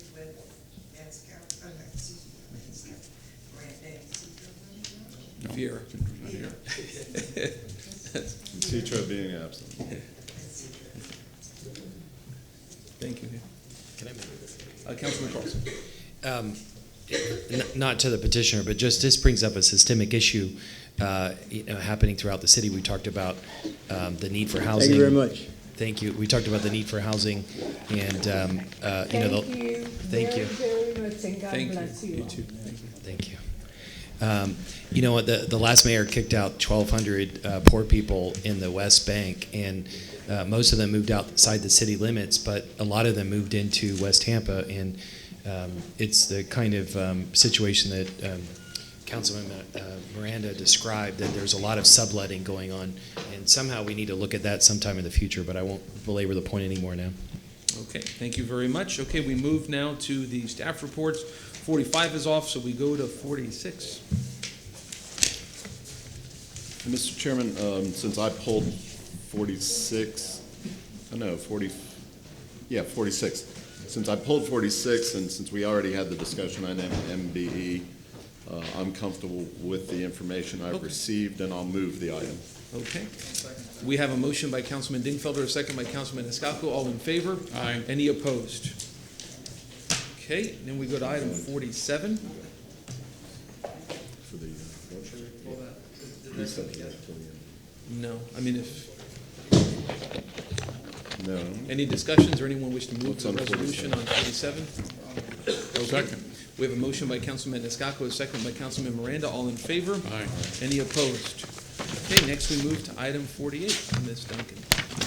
I believe item 48 is a written quarterly report that's been submitted for your review. To be received and filed. Is that correct? To be received and filed? Yes, A motion to receive and file? Second. We have a motion by Councilman Escalco, a second by Councilman Miranda. All in favor? Aye. And before Councilman Dingfelder, did you wish to speak on it before we vote? Well, I think that Ms. Duncan and her team, including everybody in Stormwater, I'm a newcomer coming back, but it appears, based upon this exhaustive report and everything I've been hearing, that we're getting a lot done and using our money wisely with the big, massive stormwater program. About how much are we spending a year, Gene? I'm sorry, I don't have that number, but I can Ballpark- tell you. Ballpark me. Multiple millions of dollars. We have we issued a $90 million green bond last year for our Cypress Street outfall, which is about a $30 million design build, and our Upper Peninsula project, which is about a $35 million design build. Those are just two big projects, so a lot of money is being spent actually constructing, not just planning, but constructing a lot of these stormwater projects. Now, the Dale Mabry Publix area, is that still under design, or? That's in the design build stage. I don't have the schedule handy, it's in the report there, but That's always one it's that's active right now, being popular constructed. for people to talk about, especially in my old district of South Tampa. But hopefully someday within our lifetime, we might, I can't say fix, but help that area. Definitely in all of our lifetimes. Okay. Okay. Thank you. Yes, sir, thank you. Anyone else? Okay, we have a motion on the floor to receive and file. All in favor? Aye. Any opposed? Thank you. Next, we move to item 49, and Mr. Shelby. Yes, thank you, Mr. Chairman, members of City Council. I have been working to put together options for the Citizens Traffic Advisory Committee. As part of that, I've been in touch and in communication with Ms. Duncan regarding to the position of the administration as to its role. And in discussion with her, what she wishes to do is to bring council forward the administration's position and its plan. And as a result of that, I also am aware of the fact, and maybe perhaps Ms. Duncan will talk about this, but the mayor has a task force, I believe, specific to transportation on this. And I'm understanding that sometime after Labor Day, it should be completing its process, which may in fact play a role into what council wishes to do. So I'd ask that you listen to Ms. Duncan, and then I would be requesting, absent council giving me specific direction, to put this item off for a bit to be able to have all these moving parts come together before council makes its decision. Thank you very much, Mr. Shelby. And if you don't mind, I have just one slide I'll be putting on the ELMOs. If you'd like to have that in front of you, I'll bring up some copies. Is that the only one? I think. Oh, did you put on that card? So again, good afternoon. It's been a real pleasure working actually with Mr. Tim Keyports, who is here in the audience with me. I believe he was one of the first individuals that approached Councilman Maniscalco and had a conversation about, now that we have the all-for transportation sales tax in place, hopefully to be 100% in place very soon, there's more interest of the public, of our citizens and our residents to be more fully engaged with things that are going on in the transportation world. And anytime there's a new administration, there's always a new interest in kind of doing things a little differently and increasing technology and increasing outreach. So all these things are kind of coming together very timely. So just wanted to give you some thoughts that we had about this committee. Mr. Keyports and I had a couple different conversations along with Murray Holmes, who's our neighborhood engagement manager. And we talked about what is the goal, what are we trying to accomplish with this committee? And we all agreed that certainly in terms of the citizens' interests, residents' interests, they typically are wanting to hear more about what is the city going to do to address these concerns in my neighborhood? And oh, by the way, here are my concerns. Here's what I'm seeing because I'm out here every day watching what's going on. And so it's a good chance for us to talk about how do we take that valuable input from our residents and get that in a more proactive way on the front end and build that information into our project planning. So we all were in agreement that we wanted to have this type of a process. And in the meantime, as Mr. Shelby mentioned, the mayor has 5 different task force, I think they're actually called advisory teams, that are shaping up. 2 of them are active right now. One of them is for transportation. And so that advisory team is going to be looking at some high-level things in terms of direction, philosophies that we want to have as we transform our transportation system particularly with the new additional money that's coming towards us. And we fully expect that they would be interested in making a recommendation about ensuring that the city has meaningful and sincere public engagement with our citizens. We think that'll be one of the recommendations that comes out of that group, which, as Mr. Shelby said, they were given a 90 to 100-day clock to work under. So we believe, since our group started first, that within another 6 weeks, more or less, we'll probably hear something from that set of recommendations through that advisory group.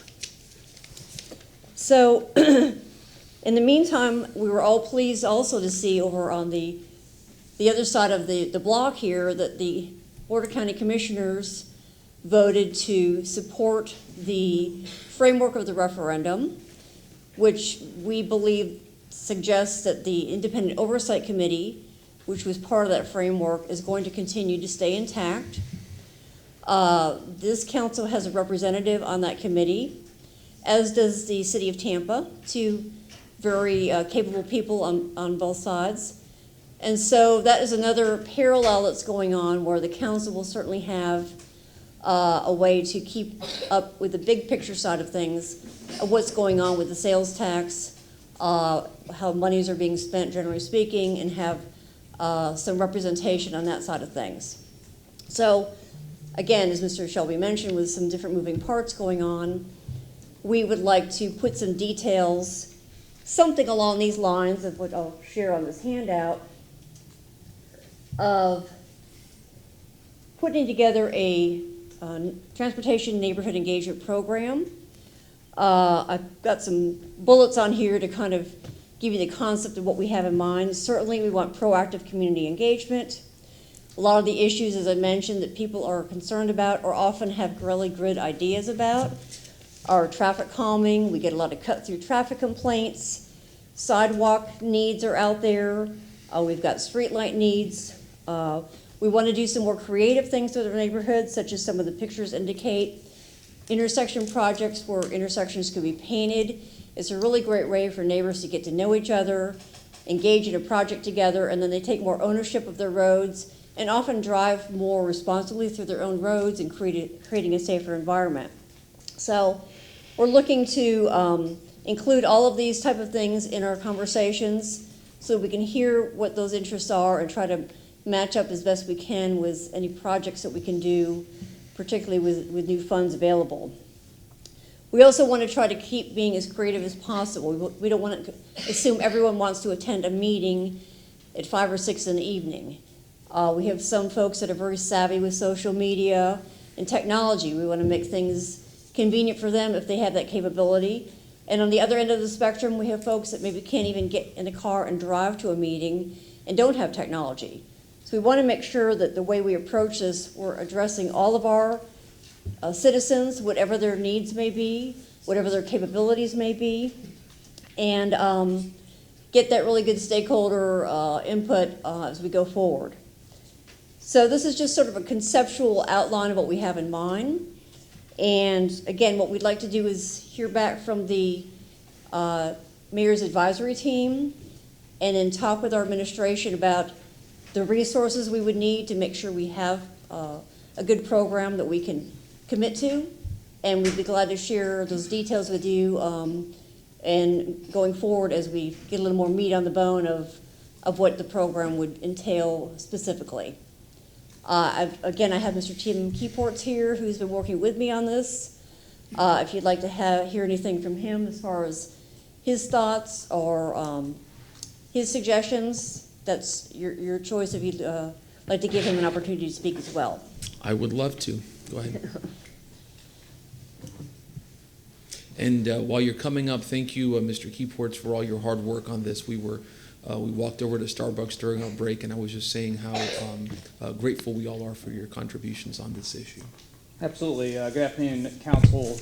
As Ms. Duncan indicated, originally this started back when I was speaking with Councilman Maniscalco back in October of last year, and the concept was to form a citizens board that would input to council on ideas that they would have throughout the entire city.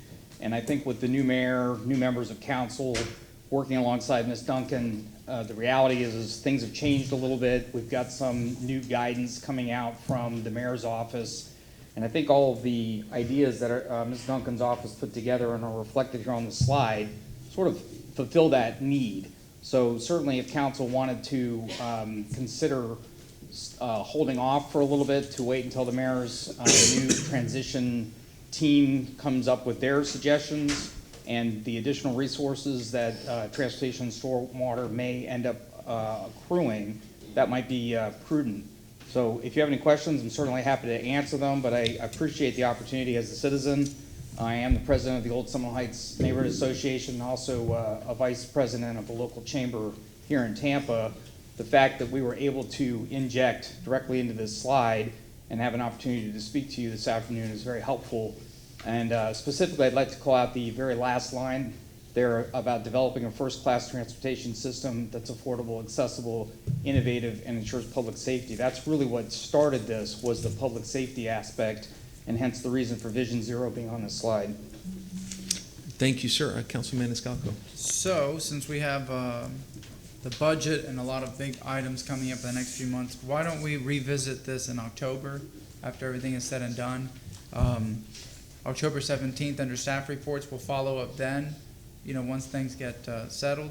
So if I could make a motion now, you want to wait till the end of the meeting? You can make a motion now. Okay, That's just fine. make a motion. I'd like to make a motion that Ms. Jean Duncan come back under staff reports October 17th to further discuss this. Do we have, and before any discussions, and we have a second by Councilman Carlson. All in favor? Aye. Any opposed? Okay. Thank you. That's it. Yes, sir. Councilman Carlson. Just a comment. Thank you to both of you for doing this, and thank you to the mayor for focusing on neighborhoods. All of us talked about this in the campaign trail, and that's because a lot of neighborhoods felt neglected, and Tim was one of them, and the neighborhoods are really excited that there's going to be focus. And I want to say also, Ms. Duncan, my aide has been working with your department, and we've had a lot of little challenges, and you guys get them fixed really quickly, so I appreciate that. In addition to this, and you and I have talked about this before, the other three things that the neighborhoods I talk to are asking for.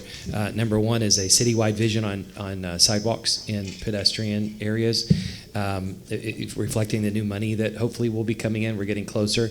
But just so that we can see how everything's integrated. Number two is a citywide cycling plan. Mm-hmm. Part of the problem with Bay to Bay was that people didn't see how it fit in, and there was fear that every street would become a cycling path. So in trying to marry the needs of different folks, it would be good to have a vision that includes a map for what the cycling vision would be in the future. And that affects these neighborhoods because if we look at it, as you know, you're an expert on this, not me, but as you look at it piece by piece, it might make sense on a micro level, but we need to look at it bigger, how all this that you're doing fits together. And the third area is neighborhood commercial districts. So as we're looking at areas like, there's some areas of East Tampa, West Tampa, the Bay to Bay, McDill area in South Tampa, and others. I'm told there are about 130 neighborhood commercial districts throughout the area. We talk, for transit, we talk about transit-oriented development. If we look at it on a micro level, these 130 neighborhood commercial districts, and look at making them pedestrian friendly and transportation friendly, but look at the density and planning around those areas, it probably will result in the next 5 or 10 years in more ad valorem taxes, plus making the areas more friendly for live, work, play. And so those are the kinds of things that my folks are coming to me about, and I look forward to talking to you about those more later. Thank you. Thank you. And one thing also wanted to stress is for the mayor's committee, if there's a designated seat there for persons with special needs or disabilities, I know Tim and I talked about that, and we had a nice gentleman by the name of Alex Metcalf, and my assistant's going to be giving you his resume. He has a really dynamic voice on these issues and knows it from personal experience, and that's certainly one of the acute needs is better transportation options and accessibilities for people with special needs and disabilities of all kinds. So and I know you guys are doing great work in that regard, and the mayor has a wonderful vision on that, and so we want to be here to encourage that. Yes, I actually spoke with Rachel Pancho, who's our ADA coordinator of the city, and we're going to share the gentleman's information with her as well, because she was interested to see if he, if he wasn't involved, if she could get him some more involved with the mayor's advisory committee that she has on disadvantaged individuals and some other things. So look forward to that as well. Great. Thank you, ma'am, as always. Thank you. Okay, next we move to item number 50.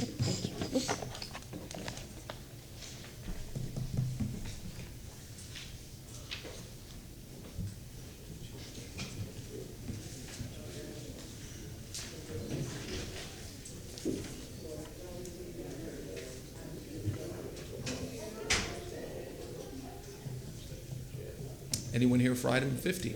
It's Jan. Jan? Jan? 50?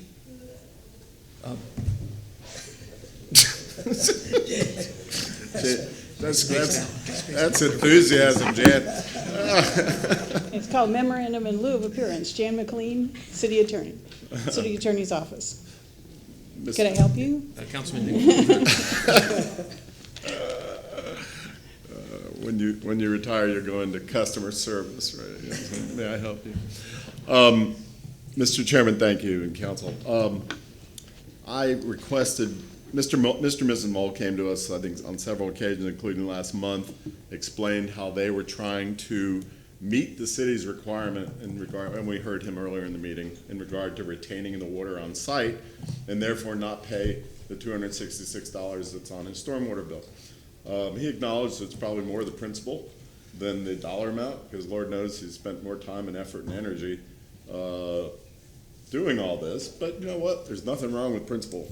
I think many of us do a lot of things on principle.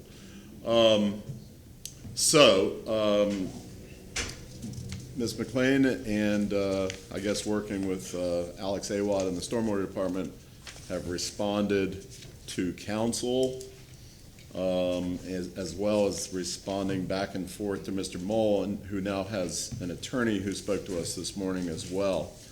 I don't know if you've had a chance to read Ms. McLean's response, but basically what I gather from this is the fact that, and I'm not going to get into debating the pros and cons of the Moles thing, because as Mr. Shelby has expressed concern to me that this is potential litigation, we don't get into potential litigation issues. So I'm not going to get into the details of Mr. Mole's situation any more than I already have. My concern is I don't believe that our code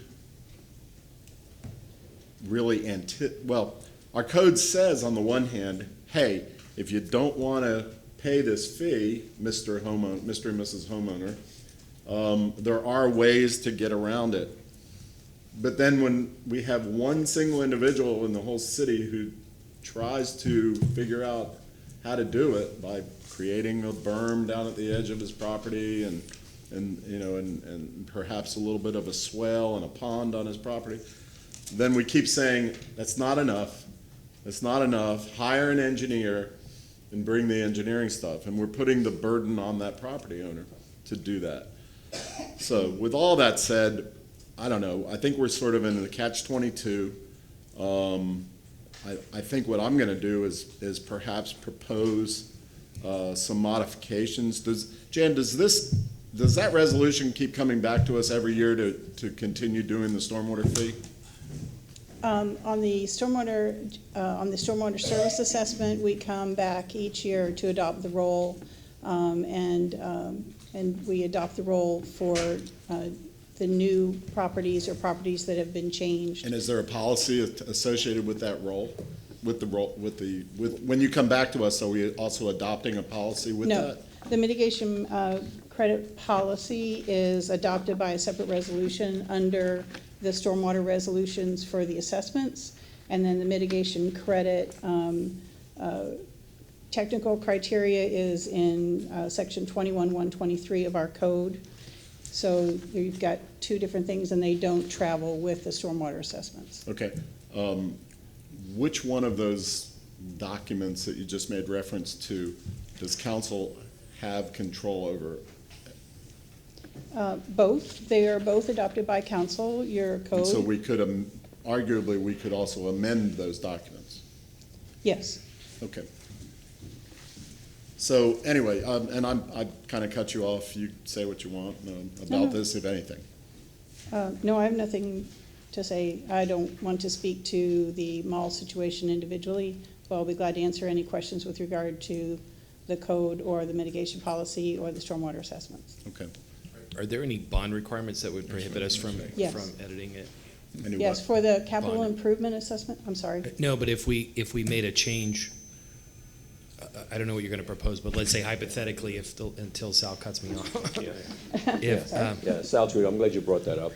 Legal department, we have bond covenants dealing with this issue, because basically what's happening is that we've said that we're going to look at this issue. If someone has a valid reason for having their fees lowered, we would look at those issues, but there's a bond covenant that says they have to be looked at carefully, because at some point, if you start giving too many discounts, then you're going to be cutting into our debt service coverage. So we do have covenants to deal with this as well. If you want to make a motion, my suggestion is you make a motion that we look into that issue rather than make a motion to make a change at this time, because I have to get with bond counsel as well to make sure that we're not in violation of any of the bond covenants. And the problem here, the problem here, as I see it, is that an easy thing to do would be to show your water bill, but this is a stormwater tax, not a water tax, right? Mm-hmm. Right. So the stormwater thing, that's where you would have to somehow prove that the stormwater is not running off your property. What do the bond covenants say? Well, we have bonds for the capital improvement assessment. We don't carry bonds for the service assessment that I'm aware of. But yes, you have to demonstrate that you are not burdening the stormwater system with your runoff. So that's what the specs say in the code with regard to how you would demonstrate that you are not having runoff into the stormwater system. Because if you aren't able to demonstrate that, and the system is still taking the stormwater runoff, then what you are doing is you are moving the costs of the system to the other properties. So that demonstration has to be very clear and it has to be very solid in order to be eligible for a mitigation credit. And we have mitigation credits both under the service assessment and the capital improvement assessment. They're applied in the same manner. Councilman Dingfield. In this case, which one of those two is involved? Both. Because he lives within the capital improvement assessment area. Okay. The yes, our city attorney has read my mind in regard to my desire is that we do explore that we explore the possibility of perhaps that such a heavy burden should not be on the property owner. Also, I think we need to be, frankly, our code is vague and ambiguous in regard to how that homeowner satisfies our requirements. Because it's pretty clear that if you have a commercial property, we tell them X, Y, and Z. But in my review of the correspondence back and forth from the attorney and from the city, I think the residential part of this is a little vague and ambiguous, and frankly, I think we should tighten it up. And I also, in my opinion, think that we should figure out a way to have less of a burden on the individual homeowner. One other question. Mr. Torito sort of alluded to a, perhaps an avalanche of people coming in for this issue. I've been told there's been one person, one family, the Moles, who are the only ones, residential, single family, who have challenged this since we first adopted it, which was the last time I was here, which was what? When did we first adopt this thing? 2006, 2000? The service assessment was adopted in 2003, and the capital improvement assessment was adopted in 2016. Right. And are there any other families who've done this other than the Moles? They're not in this manner. Okay. There are single family homes. So I guess I don't want anybody, council, to be too alarmed, or bondholders to be too alarmed that this is an avalanche or the potential for an avalanche. What about commercial? Sorry if I could. Yeah, commercial different. Are there any companies that have been approved for a rebate or exception?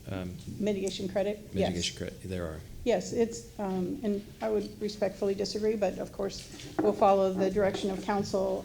We actually revised the code in 2016, so they would be more explicit as to what documents would be needed to be provided both for residential and non-residential. And like I said, the mitigation credit policy was also revised in 2018. So, but of course we could look at them, but the capital improvement assessment does have bonds attached to it. Okay. All right, well, I think it's just as important that we look out for 300,000 families in this community as well as one single family. And in this case, there's one single family who's gone to a lot of effort to try and satisfy the city and our stormwater requirements, and they've been spinning their wheels. So I think we should look at it, and I think it's worth the time to do so. So I'll make a motion to ask staff to explore the various code provisions that are applicable, the regulations, the technical standards, all of it that are applicable to a single family attempting to mitigate their stormwater impacts on this community. Second. And them getting credit for that. So And come back to us in 90 days. So could I clarify, so are you looking at all of the levels of the mitigation credit policy, because we have 10, there are 4 different levels, 100%, 40%, and 10%, excuse me, 3 different levels? Or are you wanting to focus on the 100% mitigation credit so that, just so they would have the scope of what you're asking for? Well, I know they're looking for 100%, but I don't know, I didn't really pay much attention to what our requirements are for mitigating 40% or 10%, and I don't know how relevant it is. It's relevant. I would be glad to meet with you, especially with regard to this particular case. I was trying to do that to explain, the scope of the ordinance and the policy, how it works, not necessarily in regard to this particular case since they're represented. But of course, we will come back at council's pleasure and make a presentation. Just for the record, you and I did meet and chat about it, and I put some time into this. So, I don't know, just for lack of clarity on my part, I'd say all 3. Okay. We have a motion by Council, And it Mr. doesn't Shelby. necessarily bind us to go in any particular direction, it just says that staff would explore what the options are. Mr. Shelby. Just, would October 17th be sufficient, or would you like it later than that? Okay, we have a motion by Councilman Dingfelder, and who was the second? I second it. Councilman Maniscalco, all in favor? Aye. Any opposed? Okay, well, next we move to item 51, and I want to apologize prior to at 3 o'clock. I have a telephone conference on my legal practice that I've had set for a while that is of pivotal importance, and I reasonably thought we'd be out by 3, so there you go. Those were the old days. Something like that. Okay, go ahead. Ma'am, go ahead. Good afternoon. Debbie Harrington, Planning and Development, Right-of-Way Management. I am here to talk today about just a brief summary of the maintenance and traffic plan for the Tampa General Hospital and the Tico Peoples Gas refeed project. So I have some handouts for you all.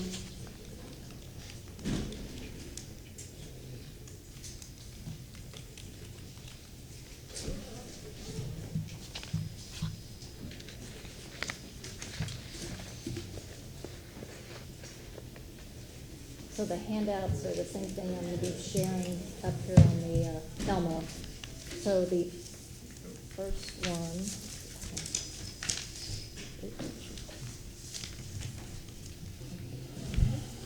I'm not sure how to adjust this. The first document that you have in front of you is our traffic advisory that was put out for this project.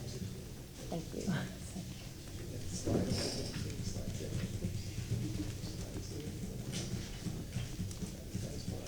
See if it goes. Okay. All right. Great. Oh, okay. Thank you. So this is the traffic advisory that went out for this project. We actually sent it out, and it's been posted on our website last week. This project begins next Thursday, and the anticipated completion date for this phase, there's actually several phases of the project, is in September. So when we send out a traffic advisory like this, we also provide a map for the general public so that they can see exactly where the road construction is going on, and also provide them the number of lanes that are going to be available during this construction. The next document that you have in your packet is the Phase 2 project, so that's still in draft because depending on whether the Phase 2 could be delayed, but that will pretty much take off as soon as the Phase 1, they will transition into the Phase 2 MOT.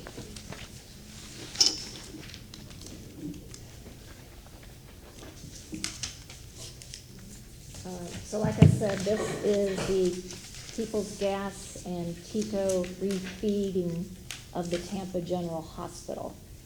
And there's a vicinity map of the general area that's going to be impacted by this project.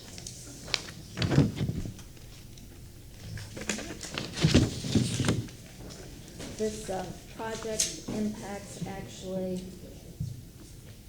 an area over toward, sorry, I totally went blank. De Leon, so which is between Hyde Park and Plant, and then it goes all the way over to the green area that's in between the two bridges as you come off onto the island.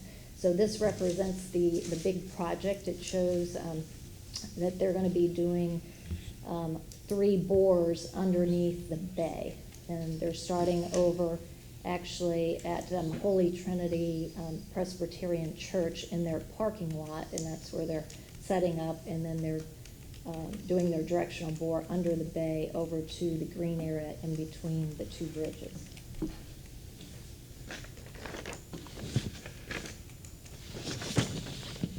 Okay, this next page in your packet represents the maintenance, the start of the maintenance of traffic plan, and the key to this and what should be out there now is the variable message boards. So there's actually part of the MOT plan requires that they provide variable message boards to alert the general public of the upcoming project, and then the lane closures, the messages actually change. So they have a variable message board on Bayshore going northbound as you're approaching the ramp to go onto the islands, and then they have one on Hyde Park, and then they also have one on the islands notifying the people that are coming off the island of the upcoming project.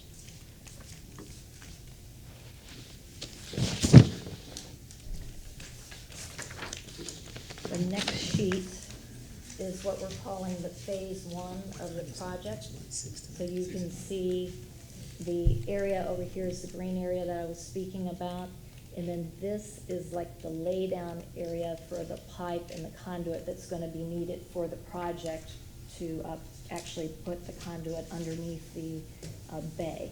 So this is the most restrictive portion, the second phase, which you will see in a minute, is a shorter area, and the construction area is not quite as complicated as this.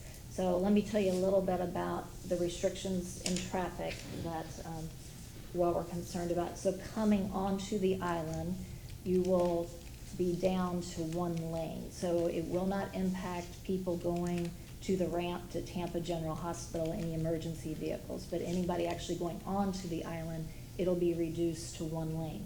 That lane will be up against the curb, so the parking is going to be prohibited on that side, actually on both sides of Davis Island. So here is the 1 lane that I'm talking about, and it goes all the way down to Arbor. And when you get to Arbor, there is actually going to be a slot for left turn traffic, because that's sort of heavy anyway because of the Tampa General Hospital. There is going to be a police officer there to assist with those left turns, because we don't want the left turn backing up into the only southbound through lane. Coming off the island in this phase, the two northbound lanes are gonna be maintained, but they're gonna shift over toward, again, the parking area. So the parking area will be used as part of the 2 lanes that'll go. So there will not be any reduction in capacity in the northbound direction.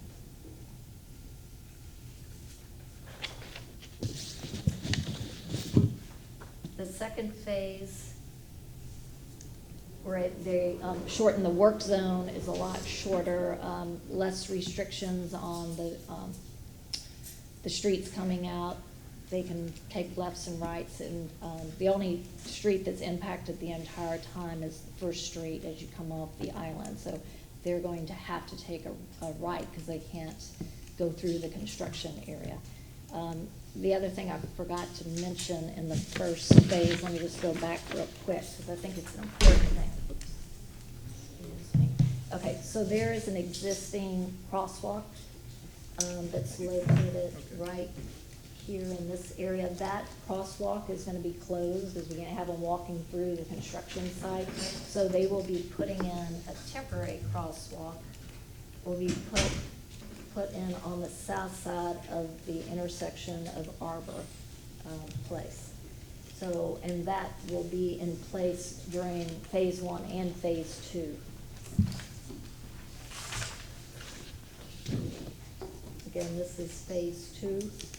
And then the other part of the maintenance of traffic that I want to share with you is what's going on De Leon.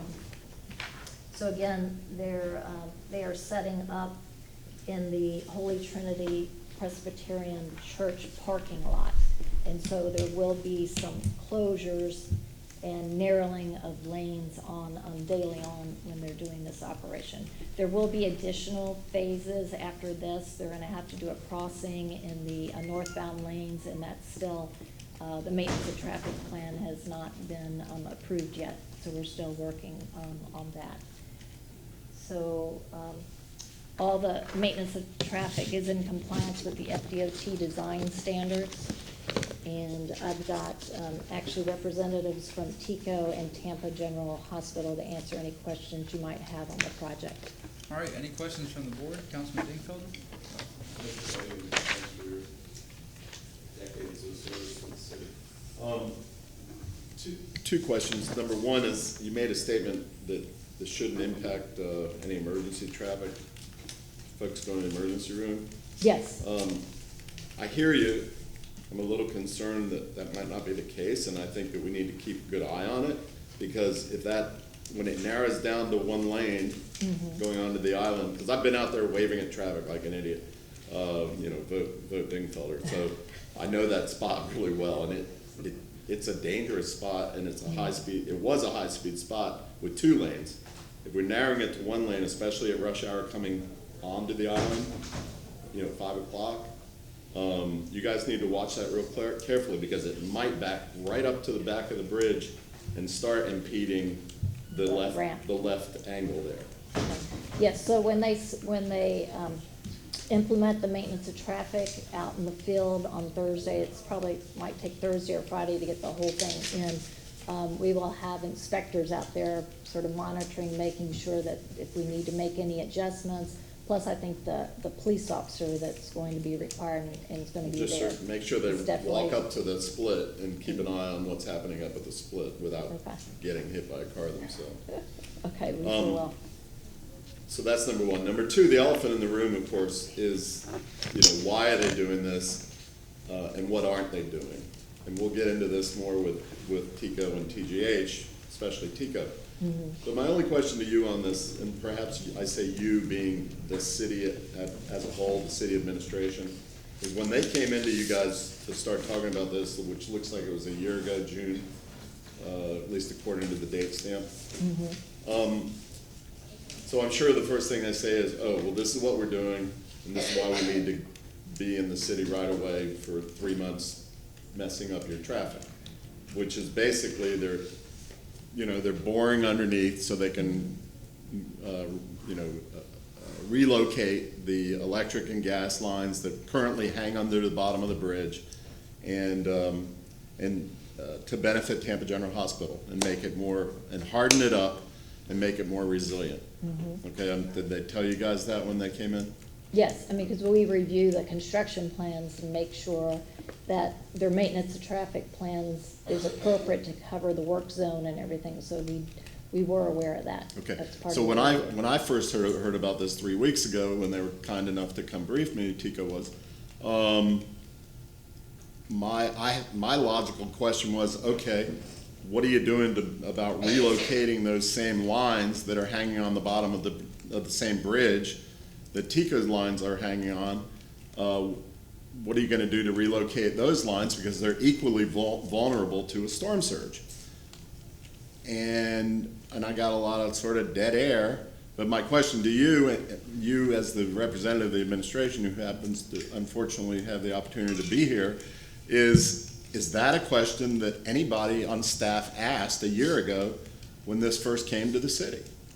I can't speak for the entire staff. I know what we're responsible for doing is reviewing the maintenance of traffic plan, making sure that it meets FDOT design standards, that there's a safe place for the workers, that the traffic flows in a safe manner. So I just, again, review the construction plans. I don't really analyze, well, why are you not doing this and that? So I just really concentrate on the construction So plan. I guess for future reference, I would hope we don't live in, and I respect you greatly, you do great work for many years, we don't live in silos with blinders on. And that when these types of major projects come along, that we send up a little bit of alarms at the higher level, chief of staff, the mayor, who at that time happens to live on Davis Island, little bells and whistles go off to ask those questions. The same question that I've been asking for 3 weeks is, what are we doing to protect and harden up the electrical needs of Davis Island residents and Davis Island businesses? I am all for protecting the hospital, and don't get me wrong on that. I think protecting the hospital is job one, but job two and job three should be protecting the residents in the event of a big storm surge. And right now, that's not happening. Okay. So, again, I think maintenance of traffic, we do keep the public in mind, making sure, and that's one thing that we really push for, is that you have to have 2 lanes coming off the island, for 2 reasons. If there was an emergency and we had to evacuate the island, and then the Tampa General Hospital shift change, a lot of people leave by Arbor, so it was real critical that we had to have 2 lanes. I think their initial concept was just to have 1 lane in each direction, so. Hey, I'm not questioning the MOT. Yeah. All right, thank you. All right, Councilman Miranda, do you have any questions? No, the only question is, enclosures, and when you meet with these type of situations where you close 1 lane, that comes, does that come to council at all, or does it? No, we All right. close Now, with when all you the close construction. when you close a complete street, does that come to council? We send it to the mayor's office, like the traffic advisory, and I'm assuming that you all get these traffic advisories. I don't know what Ashley does with it, but we also post it on the website. I apologize for you being here, because I've gotten people call me at night at the house, some months back, and they closed the street just for another hospital. St. Joseph could build a complete bridge to cross MLK, but they closed the street of St. Isabel when St. Joseph owns 10 acres just north of their emergency room. And I find that kind of not understanding as to why they closed one street where people used to walk all the way around. Instead of going to Al Lopez Park, that neighborhood walks around there. And I don't understand that. Who do I go see? You can call me about that, or I'll call you, and we can discuss that, maintenance of traffic, so that was. Because that street is closed, an and FDOT. I'm gonna later on make a motion, any street is closed anymore, period, in 2 days, has to appear before council between weeks. In other words, if you're gonna close a street for more than a week, and we're in session, that's gotta be permitted through here. I am tired of the city closing streets. Okay. Thank you. All right, anybody else? Yeah, so just a couple, I think TGH and or Tico wanted to speak to this same issue. All right, who wants to come up? Tico or TGH? TGH, take it away. Hello. My name is Cheryl Egan. I'm the Senior Vice President over Support Services at Tampa General Hospital. Emergency management and facility operations report up through my team. And so I'm closest to the why we need this project to happen. So I wanted to start by providing an overview of what goes on in the hospital every day. We're the only level 1 trauma center in the area. Our organ transplantation service is in the top 10% in the nation. We have a burn unit, the region's only burn unit. We see 110,000 emergency department visits. We have 1,000 beds. We have 770 residents and fellows that we teach in collaboration with USF. We have 1,700 physicians on staff, and we have about over 800 patients in our hospital every day. Some specifics, 50 of those 1,000 beds are for our transplant patients, and those are full every day. We have 157 pediatric and adult ICU. We have 82 neonatal intensive care beds for our tiniest patients. Those are just a few examples. When Irma came through, we had 700 patients in the hospital. We had 2,500 staff there to take care of them. We rode out that storm for 3 days. We rely heavily on electric power and natural gas. We do have backup systems, but they're redundant.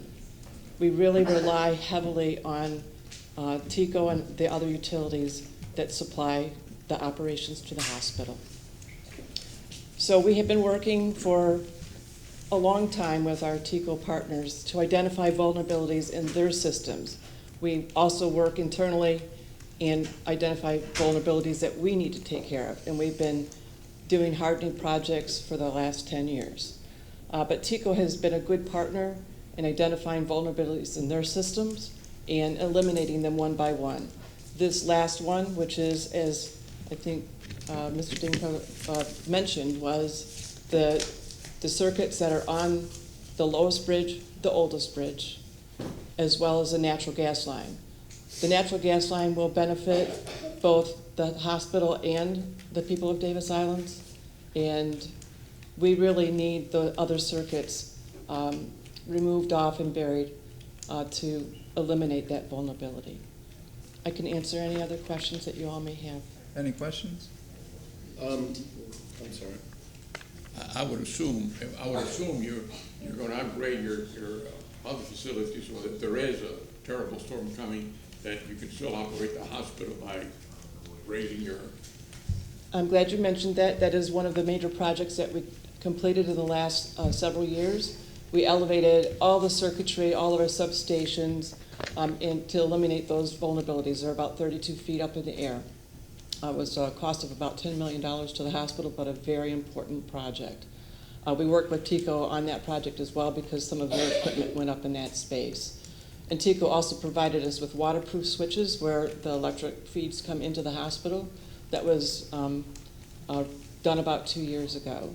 We've been working on this particular project for some time just to get the logistics and the how-tos, and then of course the Corps of Engineers had to be involved with going under the water. The other thing that I want to mention is in terms of vulnerabilities is that we just recently bought what's called an aqua fence. And you may have seen them in Houston. They were just recently installed around one of the hospitals there. It is a flood wall, and it protects the hospital up to 15 feet. It's a temporary wall. It goes together like Tinker Toys.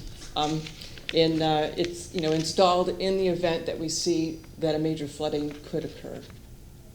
All right, Councilman Newfelder? Thank you. Again, let me clarify. I love TGH. I was born there. I've had my folks there. I think it's a great asset for our community, and I'm glad that you guys are hardening up and as you say, trying to eliminate some of the vulnerabilities. I also know TGH can be a friend of the island, but on occasion butts heads with the island. But I'm sure your desire is to always try and be friends with your neighbors on the island, correct? Absolutely. Yeah.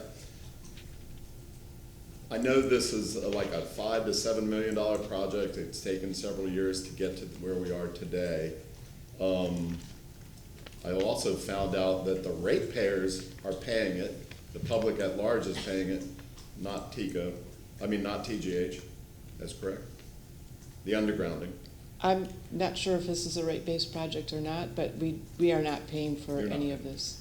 So, and I've been told by TICO, it's, they say TICO's paying for it, but when TICO's paying for it, that means we're all paying for it. Because TGH is an asset of the community, so I guess that's the justification. But my only question to TGH is, when you guys started looking at this 2-3 years ago or whatever, 4 years ago, and talking to TICO, and you realized that the island residents' lines are equally vulnerable when they're hanging off the bottom of the bridge right next to your lines, did anybody sit there and say, maybe we need to explore doing the island's lines as well at the same time we're doing ours? Did that come up in conversation? Yes, it did. And what was the conversation? I think better that TICO should answer that. There are some specific reasons why. Well, yeah, if you were participating in the conversation, you're standing at the podium, I guess I'm asking you. Oh, gosh. Okay.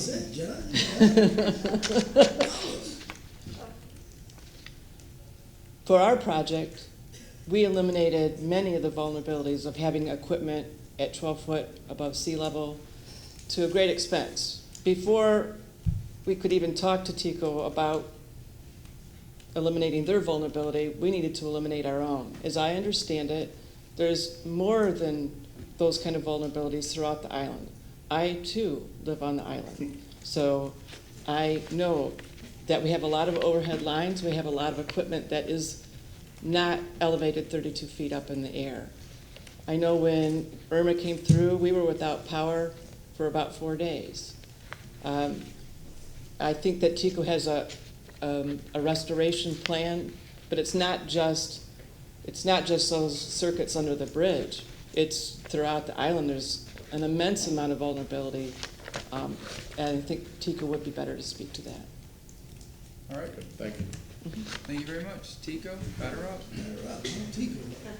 Hey, good afternoon. My name's Alan Denham. I'm with Tampa Electric Company and People's Gas. I'm Community and Governmental Relations, and just thanks for the opportunity to be here today to talk about the project. We're proud of the project we're doing for TGH. We've partnered with them, as you heard from Cheryl Egan, that we've been talking to them about this project for a while. And I want to point out a couple things to answer some of the questions about the investment that we're making in this. This project is not unlike other projects we've done for critical infrastructure in our community. We have, over past 8 or 10 years, made investments for other critical facilities and hardening those facilities electric-wise, including Tampa International Airport, Port Tampa, Tippin Water Plant. There was a project done there to do some undergrounding and some hardening of the overhead infrastructure. So it's very consistent with that. As Cheryl mentioned, this is a top trauma center in the community and a huge asset. So we made the investment to do, or making the investment. The project is starting, as you heard, just right now we're mobilizing. But to answer some of the questions about the difference between the circuits that serve the hospital versus the circuits that serve the island residents in general. The fact about TGH is that if a storm event comes, like Irma came through recently, the hospital is not able to evacuate. And so for them, it's important to have electric service through the storm and immediately after a storm. They're not able to evacuate.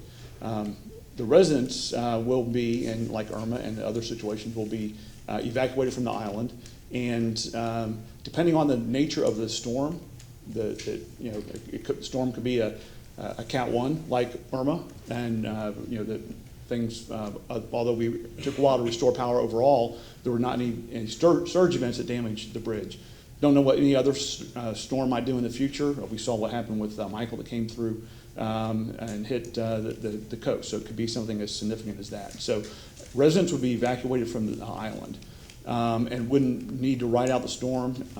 And as far as restoring the power afterwards, we would restore the power as part of our regular restoration plans. We have different options that we can use to restore the island. Our restoration plans overall include a kind of a tiering of bringing in critical infrastructure facilities across the service area, and then we bring it down to a point of bringing on as many residential customers as possible. So the residents on Davis Island would be part of that plan, and there are several options to provide service to them, attaching cables to if there was a surge damage that caused the damage to circuits under the bridge. There would be things that we could do, like putting a new cable across the existing bridge. There could be options to span the channel as well with the overhead circuit. So there are different options that we could pursue to provide service to the residents on the island. So because of those reasons, we did not pursue installing or relocating the circuits from the bridge under the channel as we're doing for TGH. All right, any questions? Councilman Good. Good afternoon, sir. Yes. Is there any potential future of doing those circuits underneath the bridge for residents? We don't anticipate doing those circuits at some point in the future. I've got with us today our Director of Planning and Asset Management, Regan Haynes, and he can more likely speak to future plans and opportunities, but right now there's not any plan to do any relocation of those circuits. Are those circuits together?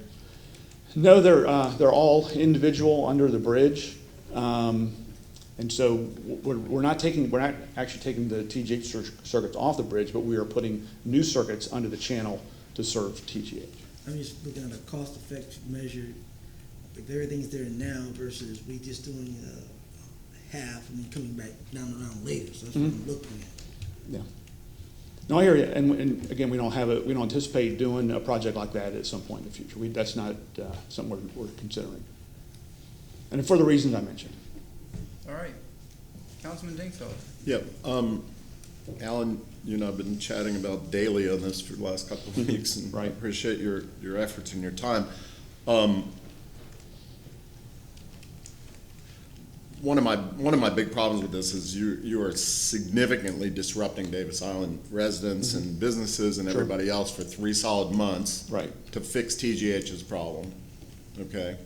But you're not fixing Davis Island's problem in terms of the transmission lines, correct? Right. Well, and I will say to you. I mean, that's just simple correct or not. I don't know. I mean, I think it's just a reality. Yeah. It's that you're not doing anything other than the gas. Yeah. I appreciate you're fixing the gas because TGH obviously shares the gas line with the residents. Yeah. Appreciate that.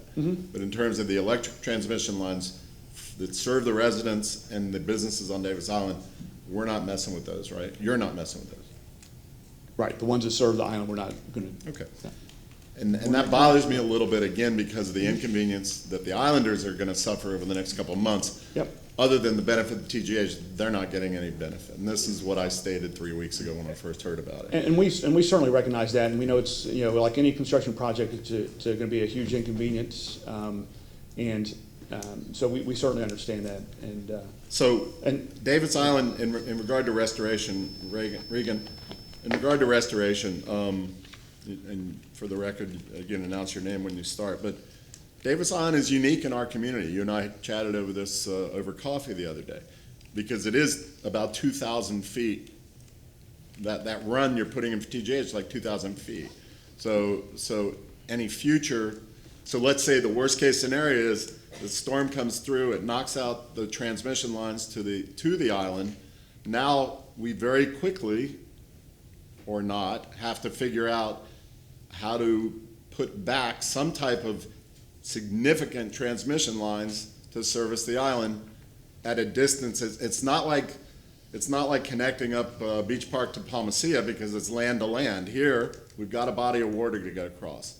And so there was mention that you tie it on to one of the remaining bridges. If there's no remaining bridges, maybe there's floating bridges that are put up and you tie it onto that, and/or you put it on transmission lines, big transmission lines overhead as a temporary solution.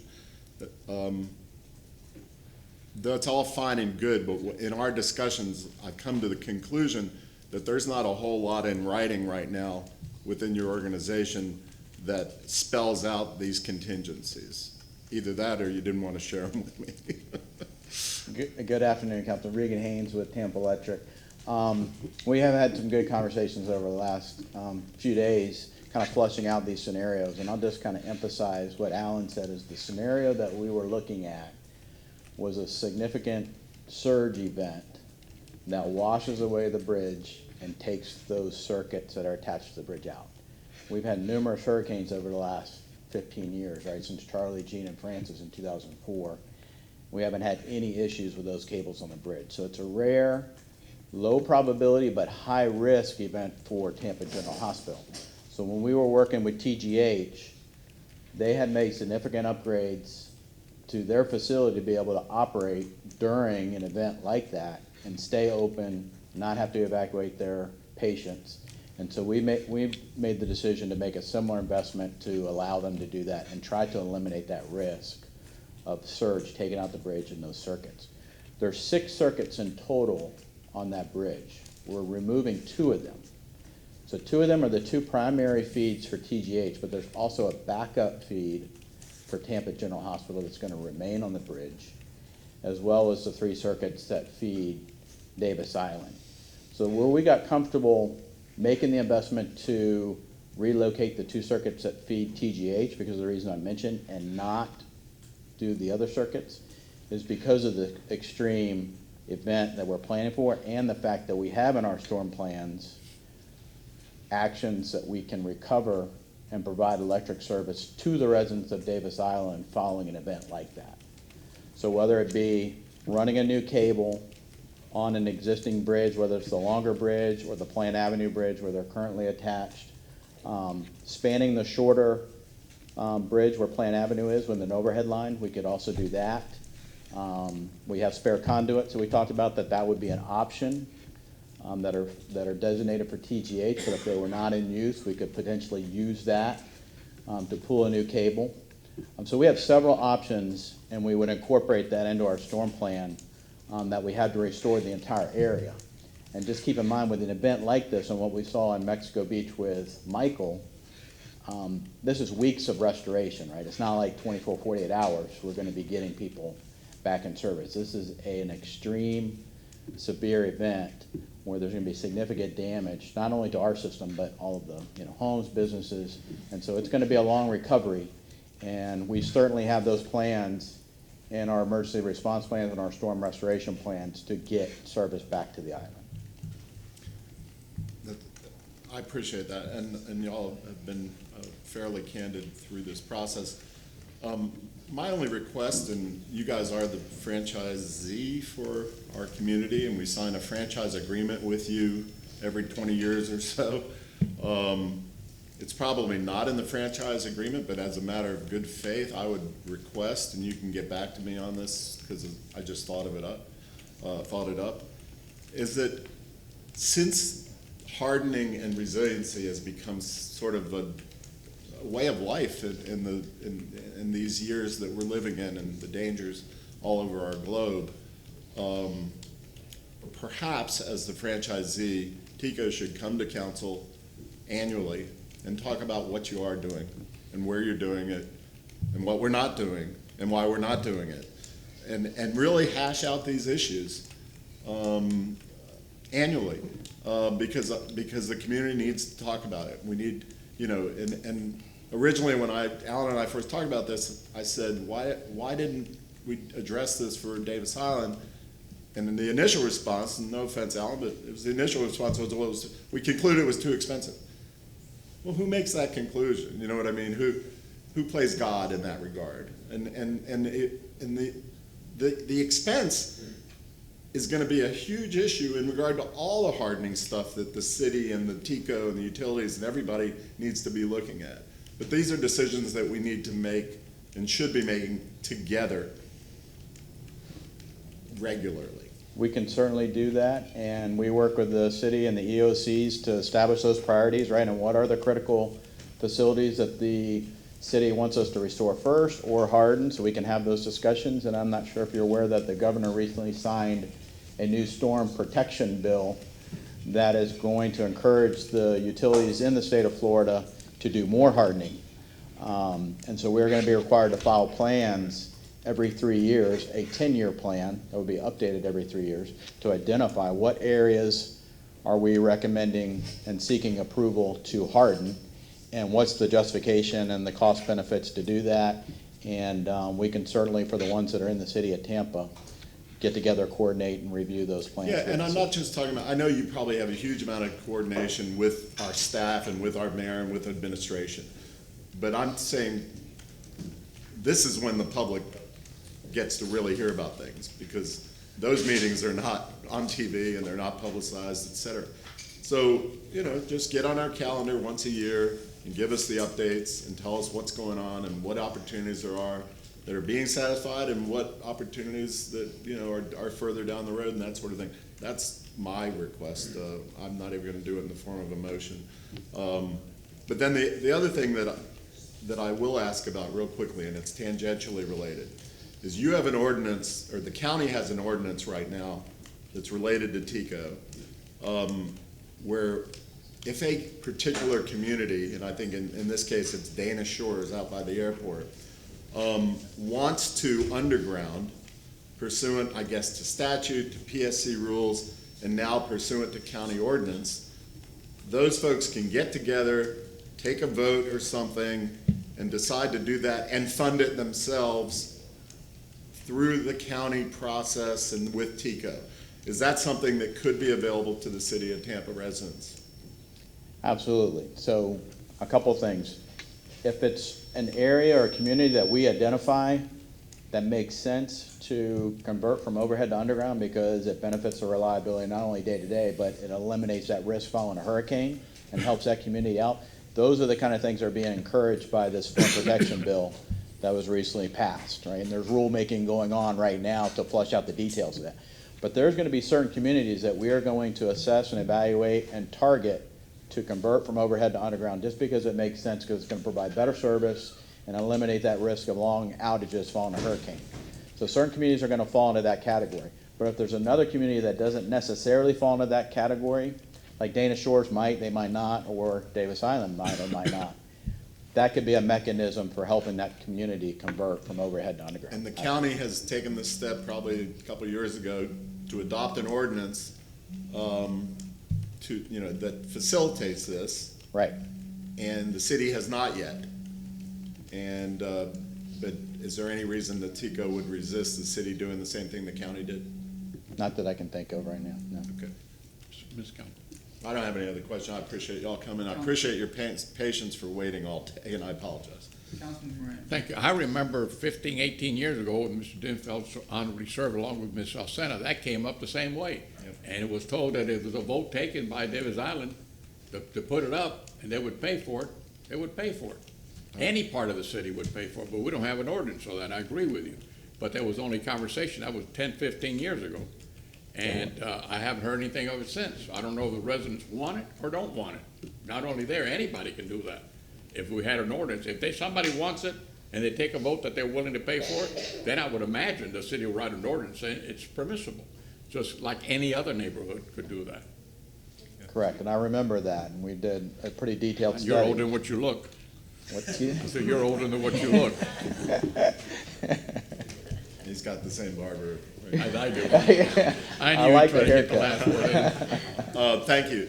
Okay. Thank you very much. That, I'm done with that, but I just wanted to make a quick motion, if I could, Mr. Chair. Sure, go ahead. Just as long as we're talking about Charlie, it could be the cart and the horse, but I'd ask staff to look at the county ordinance and check its no problem. Check its applicability to the city, and come back to us in 60 days with a probably more legal report on comparing the county, what is the county doing, and could we do it too?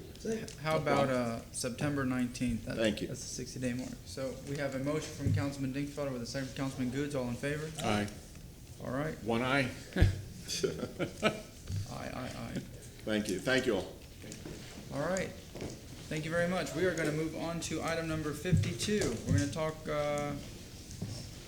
about some stuff here. Yep. Yes, sir. We have the administration up who has worked with SPP to get more information that was requested from June 6th. Go ahead. Kristen Moore, Legal Department. You have a memorandum from Senior Assistant City Attorney Rebecca Kurt, who could not be here today. That addresses the main issues. It also attaches a report that has been provided to us. Strategic Property Partners has had this report done. They have reported to the state as they are required to, and they are operating as required under the state's requirements. I'm here to answer any questions that you may have. You're fine. Any questions from council on this matter? Councilman Gooch. Staff has reviewed reports from SPP and the state and everyone involved that we don't have any bodies down there, any sites. All this has been investigated by staff, and it's on the up and up at this particular point. Everything is on the up and up. The remains have been exhumed as required under the state supervision.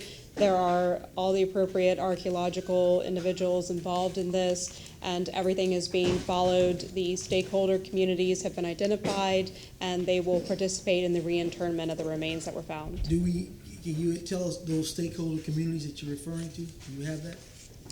I don't have that in front of me right now. But that is in the report? I believe that there is an indication in the report about the stakeholder communities that are involved, and the appropriate ones have been identified, and they are involved in the process. Councilman Maniscalco, and then Councilman Dingfelder. And the remains that were found date back to about 200 years, 1820, 1830, before any African-American settlement, community, neighborhood, anything like that, correct? That is our understanding, is the indication is that they are older remains from that time period. The Fort Brooke era, before all that, early, before Tampa was Tampa at that point. We do understand that the remains appear to be from the Fort Brooke era, yes. Okay, thank you. Councilman Dingfelder. Yeah, I just wanted to clarify, Councilman Goods, you said something like, I thought you said there aren't any bodies, but there are, there were bodies. Anything else, anything, Yeah. discovered during this period of time? Yeah, I mean, yeah, and I don't want to speak for them. They wrote a long report, but they definitely found a lot of remains and pieces of remains and this and that. They are very old, as Councilman Maniscalco indicates. Probably more than 100 to 150 years old. And there's been a lot of disturbance down there long before SPP got there, in terms of road work, businesses, as Mr. Miranda pointed out, not only channel side, but as you come around, what's the name of that channel, Charlie? The one that runs up and down there, that channel. Anyway, as you come up that channel, I guess it's Sparkman Channel. Garrison. Anyway, there were lots of businesses up that way too, in the currently where the Ice Palace is located. So, I guess the bottom line is there's been a lot of disturbance. I'm very impressed with the report that was produced. It's like 76 pages, and I'm also impressed with the fact that SPP apparently, when they started finding issues, they actually, on certain areas, they actually held up work for a year to make sure that they did it right, and that they did all the archaeological things that are required, and they did it the right way. So, I'm very impressed. I'm very impressed with SPP and the work they've done to make sure that those bodies were treated appropriately, not only according to the requirements of the state, but also in sensitivity to the Native American populations that were involved, and possibly the African American communities that were involved. Anyone else? And Councilman Goods. Since we've identified this, will there be from SPP and the project any type of monument, any type of signature sign designate that this was an area of time of the past. I know in other communities you see a placard sign that denotes what was here before, times and generations. It's a great idea. It is my understanding that they're just very preliminarily still, they're still making sure that they've done all the proper cataloging and preservation of everything. But I will let Strategic Property Partners address that as well. Mr. Jim Schimberg is here as well. Good afternoon, Council. Jim Schimberg with SPP. And Councilman, yes, we are working with the various stakeholders, with the History Center, and we will, at the right time, come up with the appropriate, to the extent that's appropriate to put any kind of monuments in areas, we will be working to do that. It's a little preliminary to do that right now because there's still a lot of work to be done, but we are working closely with the Tampa Bay History Center as well. I think the community will like that, give some closure and still honor what's down there. Yes, sir. And I'd second that, especially in that estuary area, which clearly was a cemetery at one point in time. And a marker monument, I think they cost $2,500. So it's rather insignificant in light of the billions of dollars investment that you guys are making. So I think it'd be very neat and respectful to identify that this location used to be a cemetery, and God rest their souls. So. Anyone else? One more question, Mr. Morale. Councilman Goods. I know we've got another situation will be coming for us probably in a couple of weeks. We did speak generally about our policies, what is our role first, and then passing on a baton. So doing your work, when you come back with that second portion, which I don't know if it'll be you or not, whoever, let's make sure that we are able to tell the citizens in this board what is our role first when we are alerted, and then what we do next. So if we need to have an ordinance or policy that is not there, we need to create one. We need to know at that time what we need to do, because people look at us first. They don't look at anything else. What is the city done? What is the city policy? I want to make sure that we have some type of first line mechanism to say we've responded, we do this, and then we do that per any state guidelines or whatever, so the stakeholders know that we're serious about those who've gone on. Yes, Councilman, we'll be sure to address that when that additional matter comes up. Thank you. And just one further matter.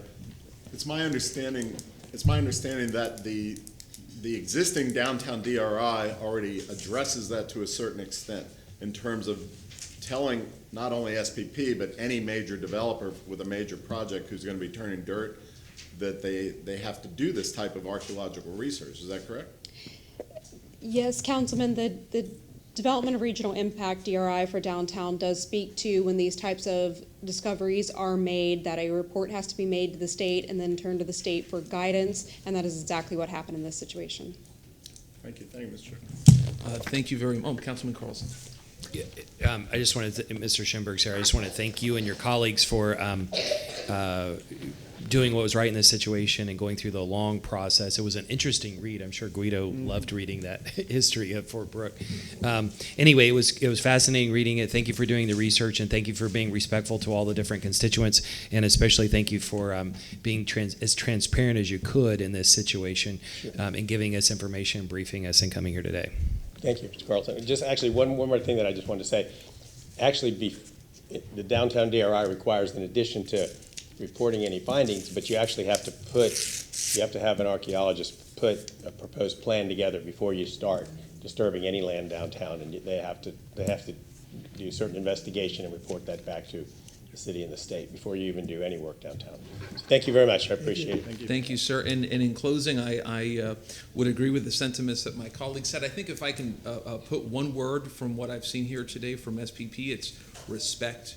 And also paying some deference to the reverence that's got to be part of here. You got people who came here hundreds of years ago, well before we came here, and we literally walk in their shoes.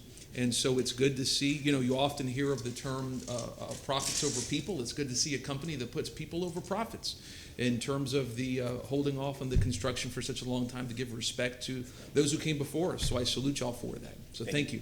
Thank you. Okay, we next move to item 53.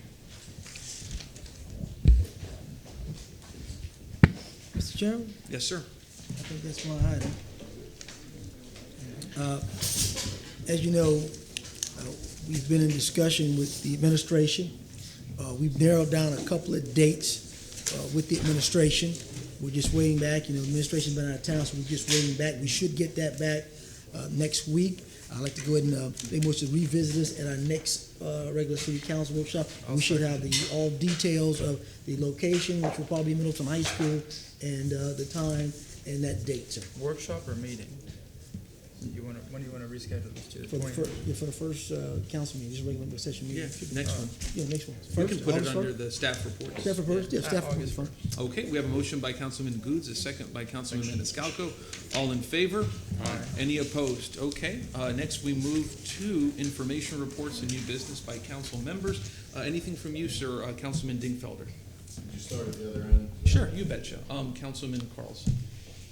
Nothing? Councilman Moran? I have a couple, Mr. Chairman. I'd like to make a motion that the members of the Mayor's Hispanic Committee to appear before council September the 19th, 2019 at 9 a.m. under ceremonial activities. Presentation so they can extend a personal invitation to the City Council and the listening audience to attend the Hispanic Heritage Celebration to be held October 22nd, 2019 at Tampa Theater. We have a motion, and a second. We have a motion by Councilman Miranda, second by Councilman Goods. All in favor? Aye. Any opposed? The second, I would like to make a presentation along with council members, I always do that, at the commendation from the Tampa City Council to the Mayor's Hispanic Heritage Committee in the honor of the 31st Annual Celebration event that takes place October 22nd, 2019 at the Tampa Theater. And we'll all be making that presentation. I'll speak and bring you all up like I always do. Thank you, sir. We One have a more. motion. Oh, yeah, and we have a motion by Councilman Miranda, second by Councilman Maniscalco. All in favor? Aye. Any opposed?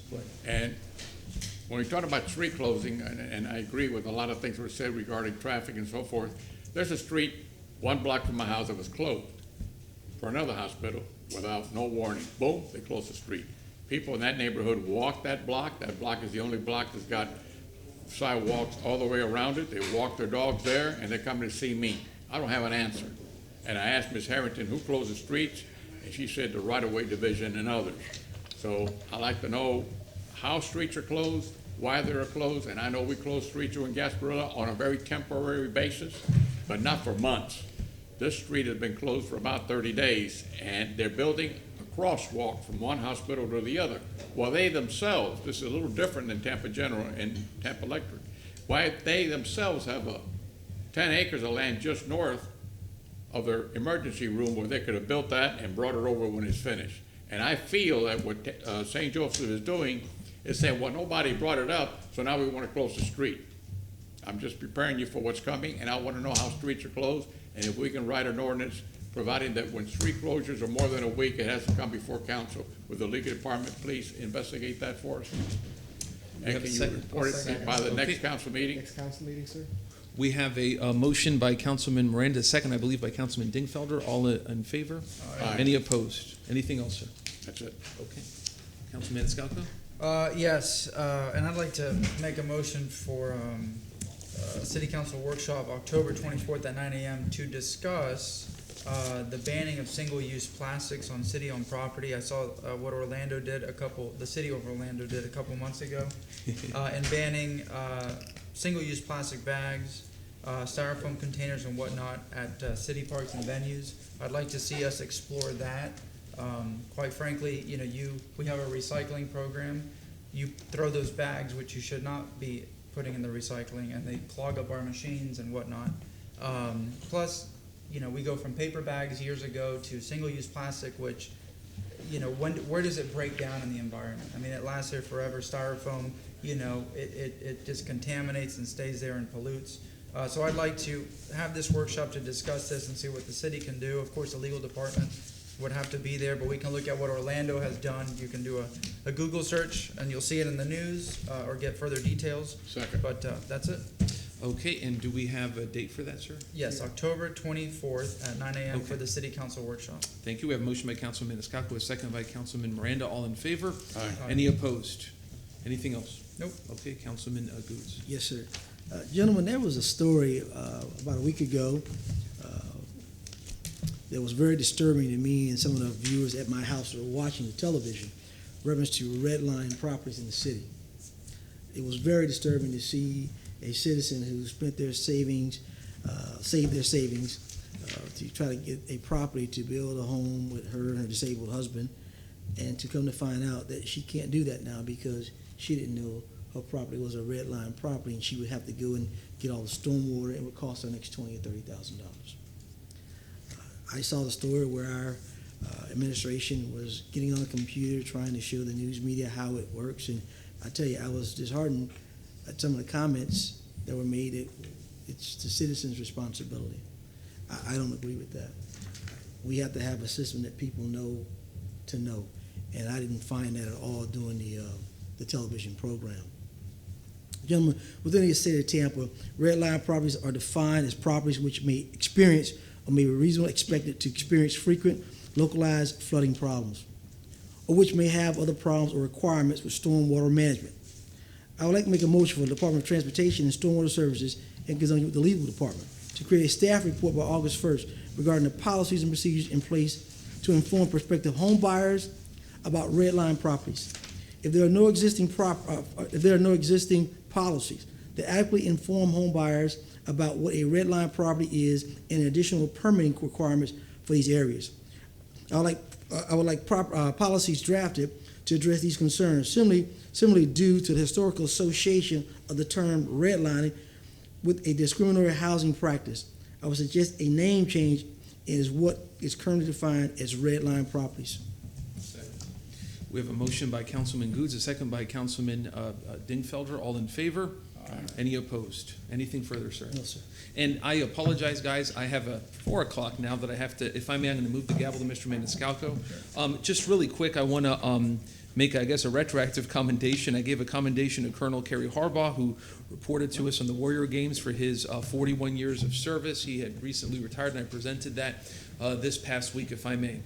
All right, we have a motion from Councilman Vieira. Do I have a second? We have a second from Councilman Miranda. All in favor? Aye. All right. And just to make a quick comment, something that we read about in the news to keep abreast of, which is proposed changes to Hillsborough County trash collection, something that concerns me a great deal because a big part of my district and our district, for those at the city, New Tampa gets trash collection from the county. So that's obviously a very big issue. They're taking a survey right now, and I believe the results of that survey will be presented on August 7th. I'm seeking to meet with all of the county commissioners to express the very legitimate concerns of my constituents on a potential 50% reduction in trash service. So I will end it there so I can make my 4 o'clock, but just FYI. All right. And excuse me, I'll see you all. 6 o'clock. Councilman Dingfelder. Thank you. I've got a few. Try and do them quickly. It came up on the channel side rezoning, the discussion of the possibility of looking at the channel side district to review the code specifically as. Wait. My sincere apologies. There was a suggestion that on October 24th, the planning staff already intends to be here to discuss some other code amendments, and that might be an appropriate time period for that to be discussed, if that is acceptable. Sure. Then we discuss it in between now and then. Staff needs to look into those issues, possibly bring back language for those issues related to storage, private storage, warehouses, and other issues that the channel side has been concerned about, and Rob can probably help you guys with that. 10:24 is fine with me.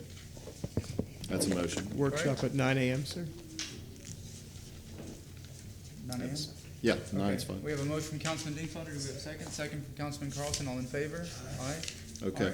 I'm sure I'm not alone. I've been getting a lot of emails about 5G. Somebody's obviously stirring the pot out there. So I think I'd like a staff update on what's going on. We have that scheduled already. Do we have that already scheduled? Okay. Yeah, I actually emailed them and said, please stop, because they were sending these stupid robo emails, which are just ridiculous. Okay. Well, I'm glad we've already got that covered. Thank you, Bill. It's like the worst kind of public affairs to send that crap. September 26th. Okay, for those of you who are watching, we're going to be discussing 5G on September 26th. Yep. Okay. As chair of our utilities group, I'm really proud of this UMS project the water department has just finished up and gone live with. It's a whole different accounting system. And so on August 22nd, Brad and Chuck would like to come tell us about it, and we can pat them on the back. That's what, under staff report or what? All right. Okay. So that's about UMS, water department, Brad, Baird, and Chuck. All right, motion for Councilman Dingfelder, is there a second? Second for Councilman Goods, all in favor? Aye. I can't remember if I did this before because some of the items we said to defer. What did we do? Did we do anything about the tree matrix for downtown? I don't think so. I think he told me to do it later, right? Yeah, no, yeah. Okay. So the subject came up. Mr. Topher Morrison and others have expressed concern about what type of trees we would allow downtown. So I'd like a staff review and report on that issue in 60 days, Mr. Shelby. Yep. Yes, you add on about the tree cuttings with the lines of who's responsible, our power lines, our cable lines. What is the deal with that? Because everyone passes the buck on that. Yeah, but I agree with Mr. Dingfelder because I found out yesterday as I was walking down the street, I saw the oak trees that were cut, and someone, I don't even know who he was, really stopped me and says, "Why don't you see the replacement? They're gonna be palm trees." I don't know if it's true or not. That's what I heard. So I guess I'd ask staff to look at the issue citywide